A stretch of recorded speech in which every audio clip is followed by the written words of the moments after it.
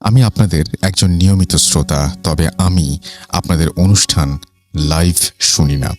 Download করে দিনের বেলাতে শুনি। তার কারণ আমার লাইফে যা ঘটেছে সেটা আমি আজও ভুলতে পারিনি। এ কারণে গভীর রাতে ভূত এফএম শোনার মতো সাহস আমার নেই। বলে রাখি, আমি রাতে একাই ঘুমাই। আজ আমি আপনাদের এমন একটা ঘটনা শেয়ার করব যা আমার জীবনে একটা দাগ কেটে গেছে। যাই হোক, আমি ঘটনাতে চলে যাই 2018 সালের বা সেপ্টেম্বর বা অক্টোবর মাসের ঘটনা। বলে রাখা ভালো, আমি 2017 সালে যশোর পলিটেকনিক থেকে সিভিল ডিপার্টমেন্টে ডিপ্লোমা করি। ডিপ্লোমা শেষ করে উদ্দেশ্য ছিল মিনিমাম 1 বছর চাকরি করে তারপর আবার বিএসসিতে ভর্তি হব। কারণ আজকাল চাকরির ক্ষেত্রে জব এক্সপিরিয়েন্স ছাড়া চাকরি পাওয়া খুবই কষ্ট। যা ভাবনা তাই কাজ। নতুন চাকরির জন্য চেষ্টা করতে লাগলাম। আল্লাহর রহমতে বেশি দিন অপেক্ষা করতে হয়নি চাকরির জন্য। আমার এক কাকার মাধ্যমে খুলনার বাগেরহাট জেলার মংলাতে একটা জায়গায় আমি 2018 সালের ফেব্রুয়ারিতে একটি ইন্ডিয়ান কোম্পানিতে আমি চাকরি শুরু করি। প্রসঙ্গত আমি বলে রাখি যে আমি কোম্পানির নাম বলবো না। যাই হোক, নতুন চাকরি আর নতুন ইঞ্জিনিয়ার হিসেবে বেশ মজাই লাগছিল চাকরি করতে। নতুন হিসেবে কাজ বুঝতে একটু সময় লাগছিল। কিছু মাস কাজ করার পর পুরো কাজ যখন আয়ত্ত করে ফেলি, তখন আমাকে কোম্পানির অফিস থেকে পুরো একটা সাইট ইনচার্জ হিসেবে নিয়োগ দিল। আমি নিজেকে ইনচার্জ হিসেবে ভাবতে বেশি ভালো লাগছিল আমার কাছে। আমার আন্ডারে 2জন সুপারভাইজার এবং 36 জন লেবার কাজ করত। এত বড় টিম আমি চালাবো ভাবতেই আনন্দ লাগছে। বলে রাখি, আমাদের প্রজেক্টে 24 ঘন্টায় কাজ চলত। সকাল 8টা থেকে রাত 8টা ডে শিফট এবং রাত 8টা থেকে সকাল 8টা নাইট শিফট। প্রথম কিছু মাস আমার ডিউটি দিনের বেলাতেই ছিল। এরপর 3-4 মাস আমার ডিউটি চেঞ্জ করে রাতে দিয়ে দেওয়া হলো। বাধ্য হয়ে রাতের ডিউটি নিতে হলো। প্রথম রাতে একটু সমস্যা হচ্ছিল, পরে সব ঠিক হয়ে যায়। কিন্তু তখন বুঝিনি এই রাতের ডিউটি আমার জীবনে কাল হয়ে আসবে। আমাদের কাজের এরিয়াতে বাইরে প্রত্যেক কোম্পানির জন্য আলাদা আলাদা কলোনি আছে। লেবারদের জন্য আলাদা কলোনি আর অফিসারদের জন্য আলাদা কলোনি। তবে দূরত্ব বেশি না বলে হেঁটেই যেতে হয় এবং 4-5 মিনিট সময় লাগে।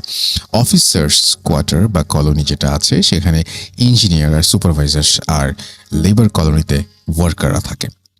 নাইট শিফটে ডিউটি করার সময় রাতে আমাদের অফিসের কলোনিতে রাতের খাবার খেতে দিয়ে যেতে হতো। বলে রাখি, অফিসের কলোনিতে যেতে হলে একটা কাশবনের ভেতর থেকে যেতে হতো। কাজের তেমন চাপ না থাকলে রাতে আগেই খেতে চলে যেতাম এবং যেদিন একটু চাপ থাকতো সেদিন যেতে একটু রাতই হয়ে যেত। তারিখ ঠিক মনে নেই। সেদিন কাজের চাপ তেমন না থাকায় রাত 9টায় খেতে চলে আসি অফিসার্স কলোনিতে। খাওয়া শেষ করে রুমে ঢুকি রেস্ট নেওয়ার জন্য। রেস্ট করে আবার তাড়াতাড়ি করে আমি আমার ওয়ার্কিং এরিয়াতে চলে যাই। আমি আমার এরিয়াতে ঢুকতেই দেখি জটলা হয়ে লোক বসে আছে এবং তারা গল্প করছে। আমাকে দেখে সবাই উঠে দাঁড়ালো। স্যার বসেন বলতেই একজন চেয়ারে গিয়ে দিল। আমি একটু ধমকের সুরেই বললাম, কাজ বাদ দিয়ে সবাই বসে গল্প করছেন কেন? সবাই চুপ করে আছে। হঠাৎ লেবারদের মধ্যে একজন বলে উঠল, স্যার আপনি ঘটনা কিছু জানেন না? আমি বললাম, কিসের ঘটনা? বলে রাখি এখানে যে আমি রাতে ডিউটি করার পর সারাদিনই এক প্রকার ঘুমাতাম। শুধু খাওয়ার সময় উঠতাম, ঘুম না আসলেও শুয়ে থাকতাম। যাই হোক, আমি চেয়ারে বসতে বসতে লেবারটি বলল, স্যার গতকাল রাতে তো লেবার কলোনিতে একজনকে ভূতে ধরেছিল। ভূতের কথা শুনে একটু আগ্রহ হলো ঘটনা জানার জন্য। এবার সবাই দেখলাম একটু নর্মাল হয়ে জড়সড় হলো। সে বলতে লাগলো, আমাদের কলোনিতে গতকাল মাঝরাতে হঠাৎ কান্নার আওয়াজ, গুনগুন কান্না। একজন বুঝতে পারলো তার খাটের পাশ থেকেই কান্নার আওয়াজ আসছে। সে ভয়ে অন্য একজনকে ডাক দিল। এবার কান্নার আওয়াজ যেন আরো বেড়ে গেল। এভাবে বাড়তে বাড়তে এত তীব্র হলো যে কেউ আর ঘুমোতে পারলো না। এক প্রকার সবাই ঘুম থেকে উঠে গেল এবং রুমের আলো জ্বালানো হলো। কান্নার শব্দ কোথা থেকে আসছে তাই খোঁজা হলো। খুঁজতে খুঁজতে দেখা গেল একটা ছেলে তারই বেডের নিচে বসে কাঁদছে। সবাই তাকে হাত ধরে টানতে টানতে বাইরে নিয়ে আসলো, কিন্তু কিছুতে তাকে বাইরে বের করা যাচ্ছিল না। তাদের মধ্যে অনেকে বলতে লাগলো হয়তো ওর বাসার কথা মনে পড়ছে তাই কাঁদছে। বলে রাখি, এই ছেলেটি আমাদের কোম্পানিতে নতুন জয়েন করেছিল। আবার অনেকে বলতে লাগলো হয়তো ওর বাসা থেকে কোনো খারাপ সংবাদ এসেছে তাই কাঁদছে। একজন ওর হাত ধরে টানতে লাগলো, কিন্তু ছেলেটির গায়ে এত শক্তি ছিল যে ধরাধরি করার পরও ছেলেটিকে খাটের নিচ থেকে বের করা যাচ্ছিল না। কিছুক্ষণ পর ছেলেটি নিজে থেকেই বের হয়ে আসলো। ছেলেটি বের হবার পর সবাই যা দেখলো তা দেখবে বলে কেউ ভাবেনি। সবাই দেখলো ছেলেটির চোখ একদম রক্তের মতো লাল। সবাই দেখে অনেকটা ঘাবড়ে গেল। তখন রাত 1:30 বাজে। এত রাতে কোথায় যাবে, কি করবে ভেবে না পেয়ে সকালে অথরিটিকে জানানো হবে এই ভেবে রাতে সবাই ঘুমিয়ে পড়ল। ছেলেটির তেমন কোনো সমস্যা হচ্ছে না বলে সেও ঘুমিয়ে পড়ল। যাই হোক, ঘটনা এখানে শেষ হলে ভালো হতো। ওই রাতে তখন রাত 3টা হবে, একজন বাথরুমে যাবে বলে উঠল। রুমের আলো জ্বালাতেই দেখলো সেই ছেলেটি শূন্যের ওপর ভেসে আছে, আর তার বিছানা উল্টা পাল্টা করে। সে এটা দেখেই চিৎকার দিয়ে উঠল। সাথে সাথে আবার সবাই জেগে উঠল। উঠে সবাই একই অবস্থা দেখলো। যাই হোক, ওই দিন দিনের বেলা ঘটনা ওখানে শেষ হলো। এসব বলার মাঝখানে দেখলাম একটা লোক দৌড়ে আমাদের দিকে আসছে। এসে সে হাঁপাতে হাঁপাতে বলছে, স্যার, আমাদের কলোনিতে খুব খারাপ অবস্থা, মানুষজন অতিষ্ঠ হয়ে যাচ্ছে, আর থাকা যাচ্ছে না। আমি বললাম, কি হয়েছে আবার? আজকেও রাতে হঠাৎ কান্নার শব্দ। সবাই আজকেও খুঁজতে খুঁজতে দেখলো আমাদের খালেক ভাই রুমে বাইরে বসে গুনগুন করে কাঁদছে। সবাই মিলে তাকে তুলে রুমের ভেতরে নেয়ার চেষ্টা করছে, কিন্তু খালেক ভাই গায়ে এত ওজন আর শক্তি, কেউ তার সাথে পারছে না। আমি বললাম, কোন খালেক ভাই? আমাদের হেল্পার খালেক ভাই। সে বলল, জি স্যার। এবার কথা শুনে মনে আমার ভয় ঢুকে গেল। সবাই মিলে সেখানে গিয়ে দেখি খালেক ভাই রুমে খাটের উপর বসে আছে চোখ বন্ধ করে। আমি একজনকে জিজ্ঞাসা করলাম, কি হয়েছে? সে বলল, উনি রুমের বাইরে বসে কান্না করছিলেন। তা হঠাৎ কান্নার আওয়াজ শুনে খুঁজতে খুঁজতে দেখলাম সে বাইরে বসে কাঁদছে। তাকে যেই ধরতে যাচ্ছে তাকেই ধাক্কা মারছে, আর এত জোরে ধাক্কা মারছে যে ছিটকে পড়ে যাচ্ছে। এরপর সে নিজে খাটের উপর বসল, এরপর বসেই আছে। যাই হোক, এরপর সবাই কাজের এরিয়াতে চলে আসলাম। ওই দিন রাতে আর কিছু হয়নি। সকালে জানতে পারলাম খালেক ভাই কোনো কথা বলছেন না, আর সারা রাত ওইভাবে বসেছিলেন। ফজরের পরে তিনি ঘুমিয়েছেন, এখন পর্যন্ত ঘুমিয়েই আছেন। সকালে আমাদের অফিস থেকে দেখতে আসলো তারা, এসে সবকিছু দেখে গেল আর হুজুর দিয়ে একটা মিলাদের ব্যবস্থা করার কথা বলে গেল। ওই দিন বিকালে মিলাদ হলো। যাই হোক, পরদিন রাতে আমি আবার ডিউটিতে আসলাম। এসে গল্পে গল্পে এই জায়গার ইতিহাস জানলাম। এখানে এসে বিল ছিল, বিলের পাশে ছিল বিশাল শ্মশান। এই উপজেলার সব হিন্দু লাশ এখানেই পোড়ানো হতো। এছাড়াও এখানে যুদ্ধের সময় গণকবর দেয়া হয়েছিল। তাছাড়াও এই জমি দখলের জন্য নাকি অনেক মানুষকে মেরে তার সেখানে কবর দেওয়া হয়েছিল। গল্পে গল্পে উঠে আসলো আরো অনেক কথা। আমাদের এক অপারেটরও নাকি দেখেছে একটা মহিলাকে অনেক আগে। সে মেশিন চালাচ্ছিল। হঠাৎ তার সামনে একটা মহিলা এসে বলল, আমাকে একটু পুকুর কেটে দে, আমি এখানে গোসল করব। এছাড়াও নাকি অনেকে এখানে দুটো সাদা ঘোড়া দৌড়াতে দেখেছে। আরও একজন বলছে একটা মহিলা আর দুটা বাচ্চা নাকি একসাথে হেঁটে যেতেও দেখেছে। যাই হোক, মিলাদের পর লেবার কলোনিতে আর তেমন কিছু ঘটেনি। এরপর ঘটল আমাদের বেসিন প্ল্যান্টে, যেখানে কংক্রিট মিক্সিং হয়। আমাদের বেসিন প্ল্যান্ট সুপারভাইজার রাতে চেয়ারে বসেছিলেন। বসে থাকতে থাকতে তার ঘুম চলে আসে। কখন তিনি ঘুমিয়ে পড়েন, হঠাৎ তিনি ফিল করেন যে কেউ যেন তার পা ধরে টান দিয়েছে। তিনি একরকম চেয়ার থেকে পড়েই গেলেন। এরপর দেখলেন যে কে যেন তার সামনে থেকে সাদা কাপড় পরা কেউ একজন দৌড়ে চলে গেল। তিনি তাকে প্রায়ই দেখতেন সাদা শাড়ি পরে কেউ যেন হেঁটে যায়। পরের দিন সকালে তিনি চাকরি ছেড়ে দিয়ে চলে গেলেন। এসব শোনার পর আমার ভয় বেড়ে গেল। আমি অনেকক্ষণ অনেক চিন্তা ভাবনা করে আমি বাসায় ফোন দিয়ে বললাম আমার এখানে এসব হচ্ছে। বাসা থেকে বললো, তোর যদি ভয় লাগে তাহলে ডে শিফটে ডিউটি নে, যা বলা তাই কাজ। আমি পরের দিন অফিসে গিয়ে বললাম, স্যার আমি নাইট করব না। তারা কোনোভাবে আমাকে ডেতে দিল না।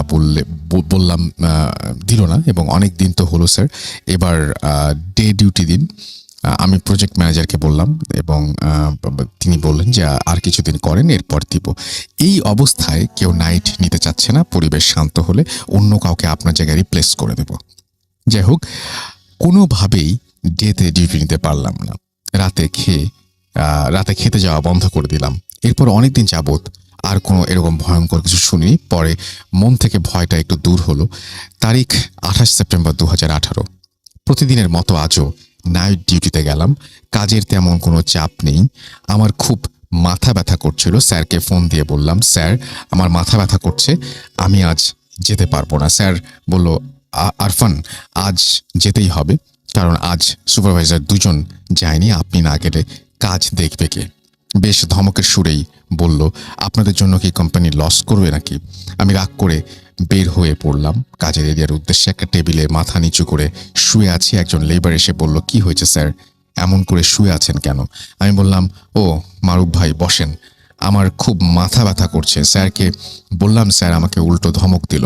মারুফ ভাই আমাকে বলল, স্যার আপনি রুমে যে 1 ঘন্টা একটা ঘুম দেন, দেখবেন সব ঠিক হয়ে গেছে, আর এখানে আমি সামলে নেব। যদি কোনো প্রয়োজন হয় আপনাকে জানাবো, আপনি না হয় তখন আসবেন। তার কথা মতো আমি 9:30টার দিকে রুমে চলে যাচ্ছি। এসে লাইট অফ করে ঘুম দেই। হঠাৎ ফোনের শব্দে ঘুম ভাঙলো। মারুফ ভাই ফোন করেছে। ফোন ধরতেই বলল, স্যার ক্লায়েন্ট স্যার এসেছে, আপনাকে খুঁজছে। আমি তাকে বলেছি, আপনি অসুস্থ, তবুও আপনাকে চাচ্ছে, আপনি একটু আসলে ভালো হতো। আমি আসছি বলে ফোন কেটে দিলাম। ফোনের দিকে তাকিয়ে দেখি রাত 1:36। বাইরে ঝিরিঝিরি বৃষ্টি পড়ছে। কোম্পানির দেয়া নতুন রেইনকোটটা গায়ে লাগিয়ে বের হয়ে পড়লাম। তখন আমার মাথায় ভূত প্রেতের কোনো চিন্তাই ছিল না। ফোনের টর্চ জ্বালিয়ে কাশবনের মাঝ দিয়ে যাচ্ছি। যখন কাশবনের ঠিক মাঝে পৌঁছালাম, তখন কেমন যেন ভয় লাগতে শুরু করলো, আর আগের কথাগুলো মনে পড়তে লাগলো। সূরা পড়তে পড়তে আমি এগিয়ে যাচ্ছি। দূরে দেখা যাচ্ছে কেউ একজন হেরে যাচ্ছে। আমি ভাবলাম হয়তো কোনো লেবার হবে। মনের সাহস নিয়ে আমি আরো দ্রুত হেঁটে গেলাম। উদ্দেশ্য ওই লোকটাকে ধরা, ওনার সাথে সাথে কাশবন পার হব। কিন্তু কাছে যেতেই বোঝা যাচ্ছে একটা সাদা শাড়ি পরা মহিলা। আমি ভাবলাম মহিলা আসবে কোথা থেকে, এখানে তো কোনো মহিলা কাজ করে না। আরো কাছে গেলাম, যেতে দেখি না, আসলেই একটা মহিলা, কোলে একটা বাচ্চা। আমি ভয়ে পাথরের মতো দাঁড়িয়ে গেলাম। মহিলাও দাঁড়িয়ে গেল। আমি ভয়ে তাকিয়ে আছি। মহিলাটা পেছনে ফিরে আমার দিকে যা দেখলো, তা দেখে আমি নিজেকে সামনে রাখতে পারলাম না। দেখলাম মহিলার কোনো চোখ মুখ নেই, ফুটবলের মতো সমান মুখ, আর কোলে একটা বাচ্চা তার হাতে, এবং সেই বাচ্চাটার একটা কাটা হাত ঝুলছে। হঠাৎ আমার ফোন বেজে উঠল। মারুফ ভাই ফোন করেছে। ফোন বাজছে কিন্তু আমি ফোন রিসিভ করতে পারছি না। ভয়ে পাথর হয়ে গেছি। আমি জোরে জোরে সূরা পড়তে লাগলাম। হঠাৎ দেখি আমার সামনে মারুফ ভাই সহ আরো কয়েকজন। সামনে সেই মহিলা নেই। মারুফ ভাই আমাকে এসে বলল, স্যার আপনি ঠিক আছেন তো? আমি তখন কিছু বলছি না। তারা আমাকে ধরে কাজের এরিয়াতে নিয়ে গেল। চেয়ারে বসলাম, পানি খেলাম, কিন্তু কোনো কথা বলতে পারলাম না, কারণ কথা বলার মতো কোনো পরিস্থিতি আমার ছিল না। আমার সাথে কি হচ্ছে সব আমি বুঝে উঠতে পারছি না, কিন্তু আমি যেন কিছুতেই চাচ্ছি না কেউ আমাকে জোর করে করাচ্ছে, এবং চেষ্টা করে কথা বলতে পারছি না। মারুফ ভাই বলল, আমি স্যারকে ফোন দিলাম আসার জন্য। স্যার বলল আমি আসছি। এরপর একজন হুজুর আমাকে বলল, আপনি এগিয়ে যান, আপনার স্যার ভয় পেয়েছে, কাশবনের মাঝে দাঁড়িয়ে আছে। এই শুনে আমি স্যারকে ফোন দিলাম, কিন্তু ধরেননি। তাই আমি দৌড়ে এসে দেখি সত্যি সত্যি আপনি দাঁড়িয়ে আছেন। আমি জানি না ওই লোকটাকে। ওনার কথা মতো আমি কিছু না ভেবেই দৌড়ে চলে এসেছি। আমি একটু স্বাভাবিক হলাম। এরপর ঘটনার প্রায় 1 থেকে 1.5 ঘন্টা পর আরও খারাপ ঘটনা। আমি অন্য একজনকে চুপ করে টেবিলে মাথা দিয়ে শুয়ে আছি। মারুফ ভাই আমাকে দেখার জন্য আমার সাথে দিয়েছিল। হঠাৎ আমি টেবিলে চেয়ার ফেলে দিয়ে আমার সামনে বসা লোকটিকে কামড় দেওয়ার জন্য এগিয়ে গেলাম। আমার সামনে বসা লোকটি আমাকে কোনোভাবে আটকে রাখতে পারছে না। তাদের কথা মতো আমার গায়ে নাকি এত শক্তি ছিল যে কোনো সাধারণ মানুষের গায়ে এত জোর থাকে না। এসব দেখে বেশ কয়েকজন এসে আমাকে ধরতে চাইল। আমাকে 3-4 জন মিলে ধরেও রাখতে পারছিল না। এই ঘটনাটুকু আমি মারুফ ভাইয়ের কাছ থেকে জেনেছি, কারণ এই সময় কি হয়েছিল তা আমি জানি না। পরদিন সকালে আমাকে এগুলো বলা হয়েছিল। এর পরের দিন আমি ডিউটিতে যাইনি। এই ঘটনা ঘটার 2 দিন পর আমি চাকরি ছেড়ে চলে আসি। কোম্পানি আমাকে ছাড়তে চাচ্ছিল না কোনোভাবেই। যে কোনোভাবে হোক আমি সেখানে রিজাইন লেটার দিয়ে রেজিগনেশন লেটার দিয়ে আমি সেখান থেকে চলে আসি। এরপরে সেখানে খোঁজ নিয়ে জানতে পারি যে খাটের নিচে বসে যে ছেলেটা কান্না করছিল তার সাথেই নাকি এই খারাপ জিন ছিল। সেই ছেলেটা চাকরি থেকে চলে যাওয়ার পর থেকে নাকি এমন আরো অনেক কিছু ঘটেছে, মানে আরো অনেক কিছু ঘটেনি। তো এই ঘটনা আমার আছে যা আমি এখানকার মানুষের মুখ থেকে শুনেছি। সুযোগ হলে আরো ঘটনা আছে, সেগুলো আমি পাঠাবো এবং আমি চাই এই ঘটনা সবাই জানুক। এবং এখানে আপনি যদি আপনাদের যদি বিশ্বাস না হয় তাহলে আপনারা খোঁজ নিয়ে দেখতে পারেন। আমি বর্তমানে ঢাকাতে ইউরোপিয়ান ইউনিভার্সিটিতে আমি বিএসসি করছি। দোয়া করবেন আমার জন্য। আপনাদের স্টুডিওতে এসে ঘটনাটা বলার মতো সাহস আমার নেই, তাই ভালো লাগলে ঘটনাটা শেয়ার করবেন। আমি আশা করব যে এর পরে আপনি নিশ্চয়ই একদিন এই স্টুডিওতে এসেও আপনার ঘটনাটি শেয়ার করবেন। থ্যাংক ইউ রাসেল ভাই, থ্যাংক ইউ ভেরি মাচ। 5 মাস পরে আসছি আজকে। জি, তো ঘটনা বলার আগে, শুরু করার আগে আসলে এই রিসেন্ট কিছু দিন যাবত আর কি আমার ওয়াইফের ডেলিভারির আগে দিয়ে আর কি প্রায় সপ্তাহ 2 আগে থেকে বেশ কিছু জিনিস অবজার্ভ করি বাসার ভেতর। আসলে যার সাথে ঘটে যায় আমরা উপর থেকে এতটা ফিল করতে পারি না, কিন্তু যখন নিজের সাথে নিজের ঘরের মধ্যে হালকা কিছু টের পাই তখনই মাথার মধ্যে চমকে ওঠে যে যেই ঘটনা পাচ্ছি সেটাকে আমরা হয়তো অবিশ্বাস করে উড়িয়ে দিচ্ছি, কিন্তু ঘটনা যাদের সাথে ঘটছে তারা তো আসল জিনিসটাই ফিল করে। যাই হোক, রাসেল ভাই, সবাইকে আসসালামু আলাইকুম লিসেনার্স। আমি ডক্টর আলিফ। অনেকেই নতুন এসছেন, তাদের জন্য আবার পরিচিত হচ্ছি। যে ঘটনাটা আজকে শেয়ার করব সেটা আমার খুব কয়েকদিন আগেই শোনা, আমাদের এলাকার এক বড় ভাইয়ের পরিচিত আর কি। তো শুরুতে ঘটনাটা আমি হসপিটালেই শুনি, পরবর্তী সময়ে আমার তার সাথে দেখা করার সুযোগ হয়। আসলে এলাকা ভিত্তিক লোক তো তার কথা আমি আগেও শুনেছিলাম, কিন্তু এতটা ক্লোজ করে শোনার অভিজ্ঞতা আগে ছিল না বা সময় হয়ে ওঠে নাই। এবার সময়টা বের করে আমি ঘটনাটা শুনি এবং ঘটনা শোনার পর তার সাথে দেখা করি, তার পরিবারের সাথে দেখা করি। ঘটনাটা হচ্ছে জুবাইর নামে একটা বড় ভাইয়ের আমার এলাকার। তিনি 2001 সালে তার সাথে একটা ঘটনা ঘটে রাজশাহীতে। আচ্ছা। তারপর থেকে রাসেল ভাই বলা যায় যে একটা নোটিসেবল পার্সন হয়ে যায় এলাকার মধ্যে। তিনি আসলে ওই ঘটনার কেন্দ্রিক, কিন্তু সবাই তার এই ঘটনার কথা জানে না। যাকে ঘটনার শুরুতে চলে যাই। তো উনি রাজশাহীতে পড়াশোনার জন্য যান। তো সেখানে যে ইউনিভার্সিটিতে পড়বেন তার আশেপাশে একটা মেসের মতো আর কি ভাড়া নিয়ে ওঠেন আর কি। তো সেখানে সিট ভাড়া নেন। তো সেই বাড়িটা আসলে বাড়ির ডেসক্রিপশনটা হালকা একটু দিয়ে রাখে। এটা 3 তলা বাড়ি এবং 3 তলা বাড়িটার 3 তলাতে তিনি একটা রুমের মধ্যে একটা সিট ভাড়া নেন আর কি। আচ্ছা। তো যেদিন বাড়িওয়ালার সাথে কথাবার্তা করে কন্ট্যাক্ট করে তার জিনিসপত্র নিয়ে ওঠেন সেখানে ঢাকা থেকে তো সেখানে তার রুমমেট হিসেবে হামজা নামে একটা লোক পান। তো পাশেই একটা রুম ছিল, সেই রুমে আরো 2জন লোক ছিল। একজন নাম হচ্ছে আফসার উদ্দিন নামে একজন লোক ছিল, আর সাথে আরেকজন লোক ছিল, কিন্তু তার নামটা আসলে আমি নিজেও মনে করতে পারছি না এবং তিনি মনে করতে পারছেন না, কারণ পাশের রুমের লোকদের সাথে এতটা ওঠা বসা ছিল না। নিজের রুমে যে হামজা ভাই তার সাথে বেশ আস্তে আস্তে খাতির হয়ে যায় আর কি। কথাবার্তা বলতো, কথাবার্তার ফাঁকে ফাঁকে অনেক কিছু শেয়ার করতো, নিজের কথাবার্তা, নিজের পার্সোনাল কথাবার্তা, ফ্যামিলির কথাবার্তা। তো উনি বললো যে জুবাইর ভাইয়ের ভাষা মতে যে এই 1 মাসের মধ্যে আমি যতদিন এই বাসায় ছিলাম, এই থাকা অবস্থায় তার আমি কিছু জিনিস লক্ষ্য করি। ফর এক্সাম্পল, তিনি মাঝে মধ্যেই রাতের বেলা, এটা ঠিক রাত 8টার পর থেকে 10টার মধ্যে হতো, 2 হাত দিয়ে এত জোরে শক্ত করে মাথা চেপে ধরতেন, যদি সাধারণ কোনো মানুষের মাথাটা এভাবে ধরা হয় তাহলে রক্ত বের হয়ে যাবে। আচ্ছা, এত প্রেসার দিয়ে। তা আমি খুব নিজেই মাঝে মধ্যে ভয় পেয়ে যেতাম, তিনি আসলে করছে কি, দেখি কি মানসিকভাবে অসুস্থ। তো আমি মাঝে মধ্যে একটু জিজ্ঞেস করতাম কি অবস্থা। তো উনি নর্মালি ওয়াশরুমে যে মুখ টুক ধুয়ে ফ্রেশ হয়ে কাটিয়ে দিতেন। আচ্ছা, তো এই কিছুক্ষণ পরে, এই মাথা ধরার পরপরই সে আরেকটা জিনিস লক্ষ্য করতো যে ওই টেবিলের উপরে উনি কি জানি লিখতো খাতার মধ্যে। আসলে কি লিখতো এটা উনি কখনো দেখার প্রয়োজন মনে করেন নাই। আচ্ছা, তো যাকে এইসব জিনিসগুলো তার আস্তে আস্তে থাকার পর তিনি লক্ষ্য করতে থাকে। আরেকটা জিনিস খুব ইম্পর্টেন্ট, যে আমি বলেছি বাড়িটা 3 তলা এবং ওনারা 3 তলায় থাকতেন, ঠিক নেক্সট ফ্লোরটাই হচ্ছে ছাদ। আচ্ছা, তো রাত 12টা হলেই উনি প্রতিদিনই ছাদের দিকে যেতেন আর কি।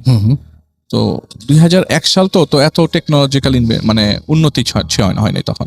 তো উনি মনে করেছে যে হয়তো সিগারেট টিকেট খেতেই যায়, হয়তো বা ও সিনিয়র মানুষ, ওনার সাথে যে লাভ কি, বয়স ওনার থেকে সিনিয়র আর কি, জুবাইর ভাইয়ের থেকে সিনিয়র। উনি তখন স্টুডেন্ট আর তিনি চাকরি করেন। হুম। তো রেগুলারলি কথাবার্তা হতো, কিন্তু ওই ইনসিডেন্ট গুলো সে প্রায় সময় লক্ষ্য করতো যে মাথাটা চাপ দিয়ে আছে। আচ্ছা। সেদিন রাসেল ভাই অনেক বৃষ্টি হচ্ছে হুম হুম। আর পরীক্ষা ঘনিয়ে আসছে, মাস দুয়েক পর আর কি। পরীক্ষা ঘনিয়ে আসছে, ঘনিয়ে আসার পর তো তিনি এরকম নর্মাল রাত 8-9টা বাজে, তো পড়াশোনা করছে আর কি, লাইট টাইট সব জ্বালানো। হঠাৎ করে ওই ভাইটা খাটের মধ্যে শুয়েছিল, হঠাৎ করে সে ওই, আমি একটা কথা বললাম যে মাথা ধরে থাকতো শক্ত করে, হঠাৎ করে তার মুখ থেকে তার জিহ্বাটা এমন ভাবে ঝুলে পড়ে রাসেল ভাই, গলা পর্যন্ত নেমে আসে তার সামনে, চোখের সামনে। তো উনি ভেবে উঠতে পারতেছে না, তাড়াহুড়া করে মাথায় পানি দিবে বা কিছু একটা, কারণ তার জানা মতে রাসেল ভাই মানুষ নাক পর্যন্ত হায়েস্ট জিহ্বা লাগাতে পারে, হায়েস্ট বা এর থেকে একটু বড়, কিন্তু গলার থেকে নিচে নেমে যাবে এত বড় জিহ্বা উনি এটা আগে কখনো দেখেন নাই। তো এর মধ্যে তিনি দৌড়াদৌড়ি ধাক্কানে শুরু করে, ওনাকে ঝাঁকাতে থাকে, ভাই আপনার কি হয়েছে হামজা ভাই, আপনার সমস্যা কি হলো? তো উনি যখন হঠাৎ করে আচমকা কেঁপে উঠে ওয়াশরুমে চলে যায়। সেদিন থেকে রাসেল ভাই, এই যে আমি আপনাকে বললাম যে তার মধ্যে একটা ভিতর থেকে একটা কাজ করতে থাকে যে কি লোকের সাথে থাকতেছি, লোকটা কিরকম, ওনার নিজের ফ্যামিলির কথাবার্তা কখনো বলে না, অথচ এরকম একটা ইনসিডেন্ট ঘটে গেল। আর কিছু হলেই খালি ওনার ওই ভমিটিং টেন্ডেন্সি উঠে যায়, যে বমি চলে আসে, এত বড় একটা জিহ্বা, ওনার বারবার এই জিনিসটা ফ্ল্যাশ হতে থাকে চোখের মধ্যে। তো কিছুদিন পর উনি একটা জিনিস চিন্তা করে যে উনি যে প্রতিদিন 12টার দিকে ছাদে যায়, ওনার সাথে কি ওনার পিছনে পিছনে একদিন যাবো, ছাদে কোথায় যায়, কি করতে চায়। তো হঠাৎ করে সেদিন সন্ধ্যার সময় প্রচন্ড বৃষ্টি হয়, তো ছাদ বেশ পিচ্ছিল।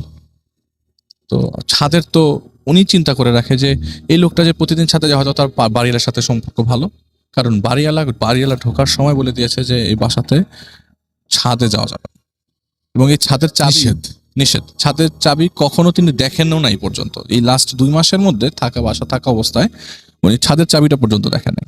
এবং ছাদের কাঠের দরজা এত বড় তালা, যে তালার চাবিটা অনেক বড় হবে, এই চাবিটা দেখেনি নাই।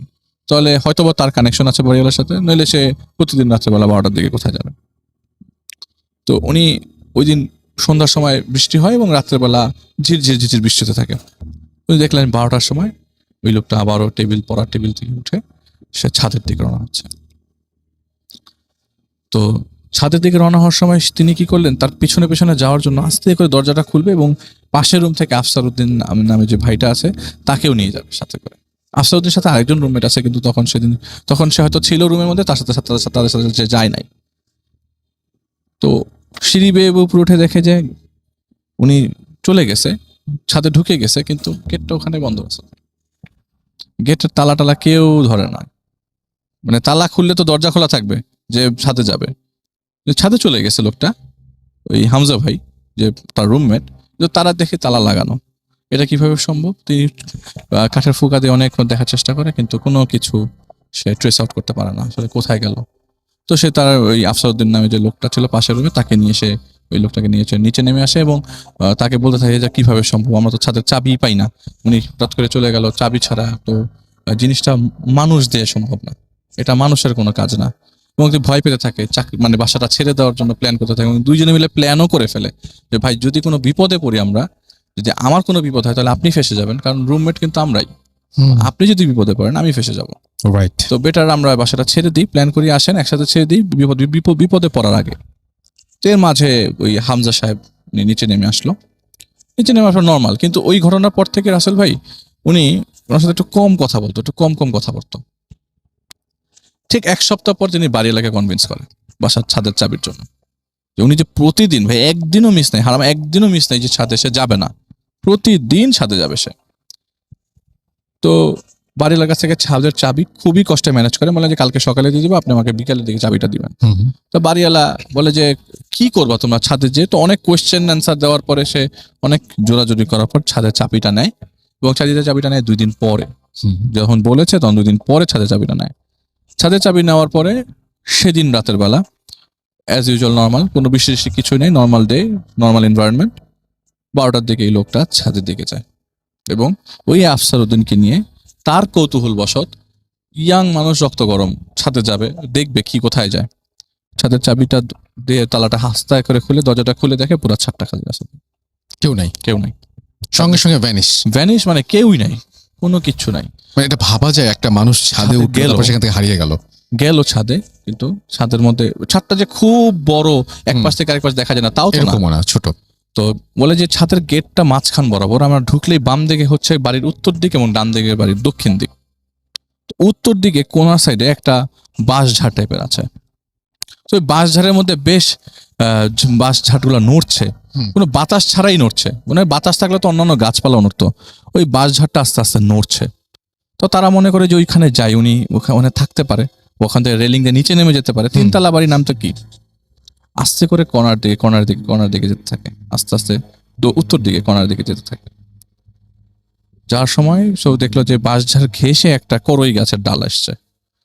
সেই করই গাছের ডাল অন্ধকার, একবার গুটগুটে অন্ধকার না, কিছুটা তো হালকা ভিজিবল, খালি শব্দ আসছে, খুব বিভৎস শব্দ, কটর কটর শব্দ, লাইক কেউ হাড় চিবিয়ে চিবিয়ে খাচ্ছে, ভেঙে ভেঙে খাচ্ছে।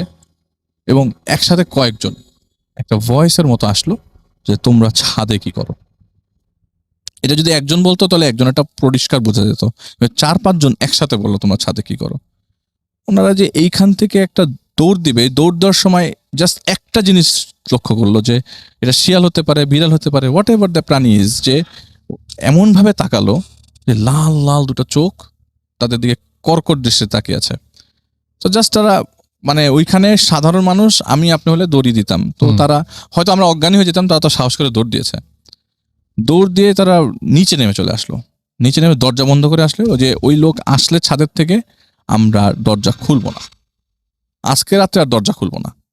রাসেল তাই করলেন, রাত্রে দরজা খুললেন না। পরদিন সকালবেলা বাড়িওয়ালাকে জানালেন জিনিসগুলা, কিন্তু সেই থেকেই তো অপেক্ষা শুরু। ওই হামজা সাহেব আর আসলো না, আসেই নাই আর। না।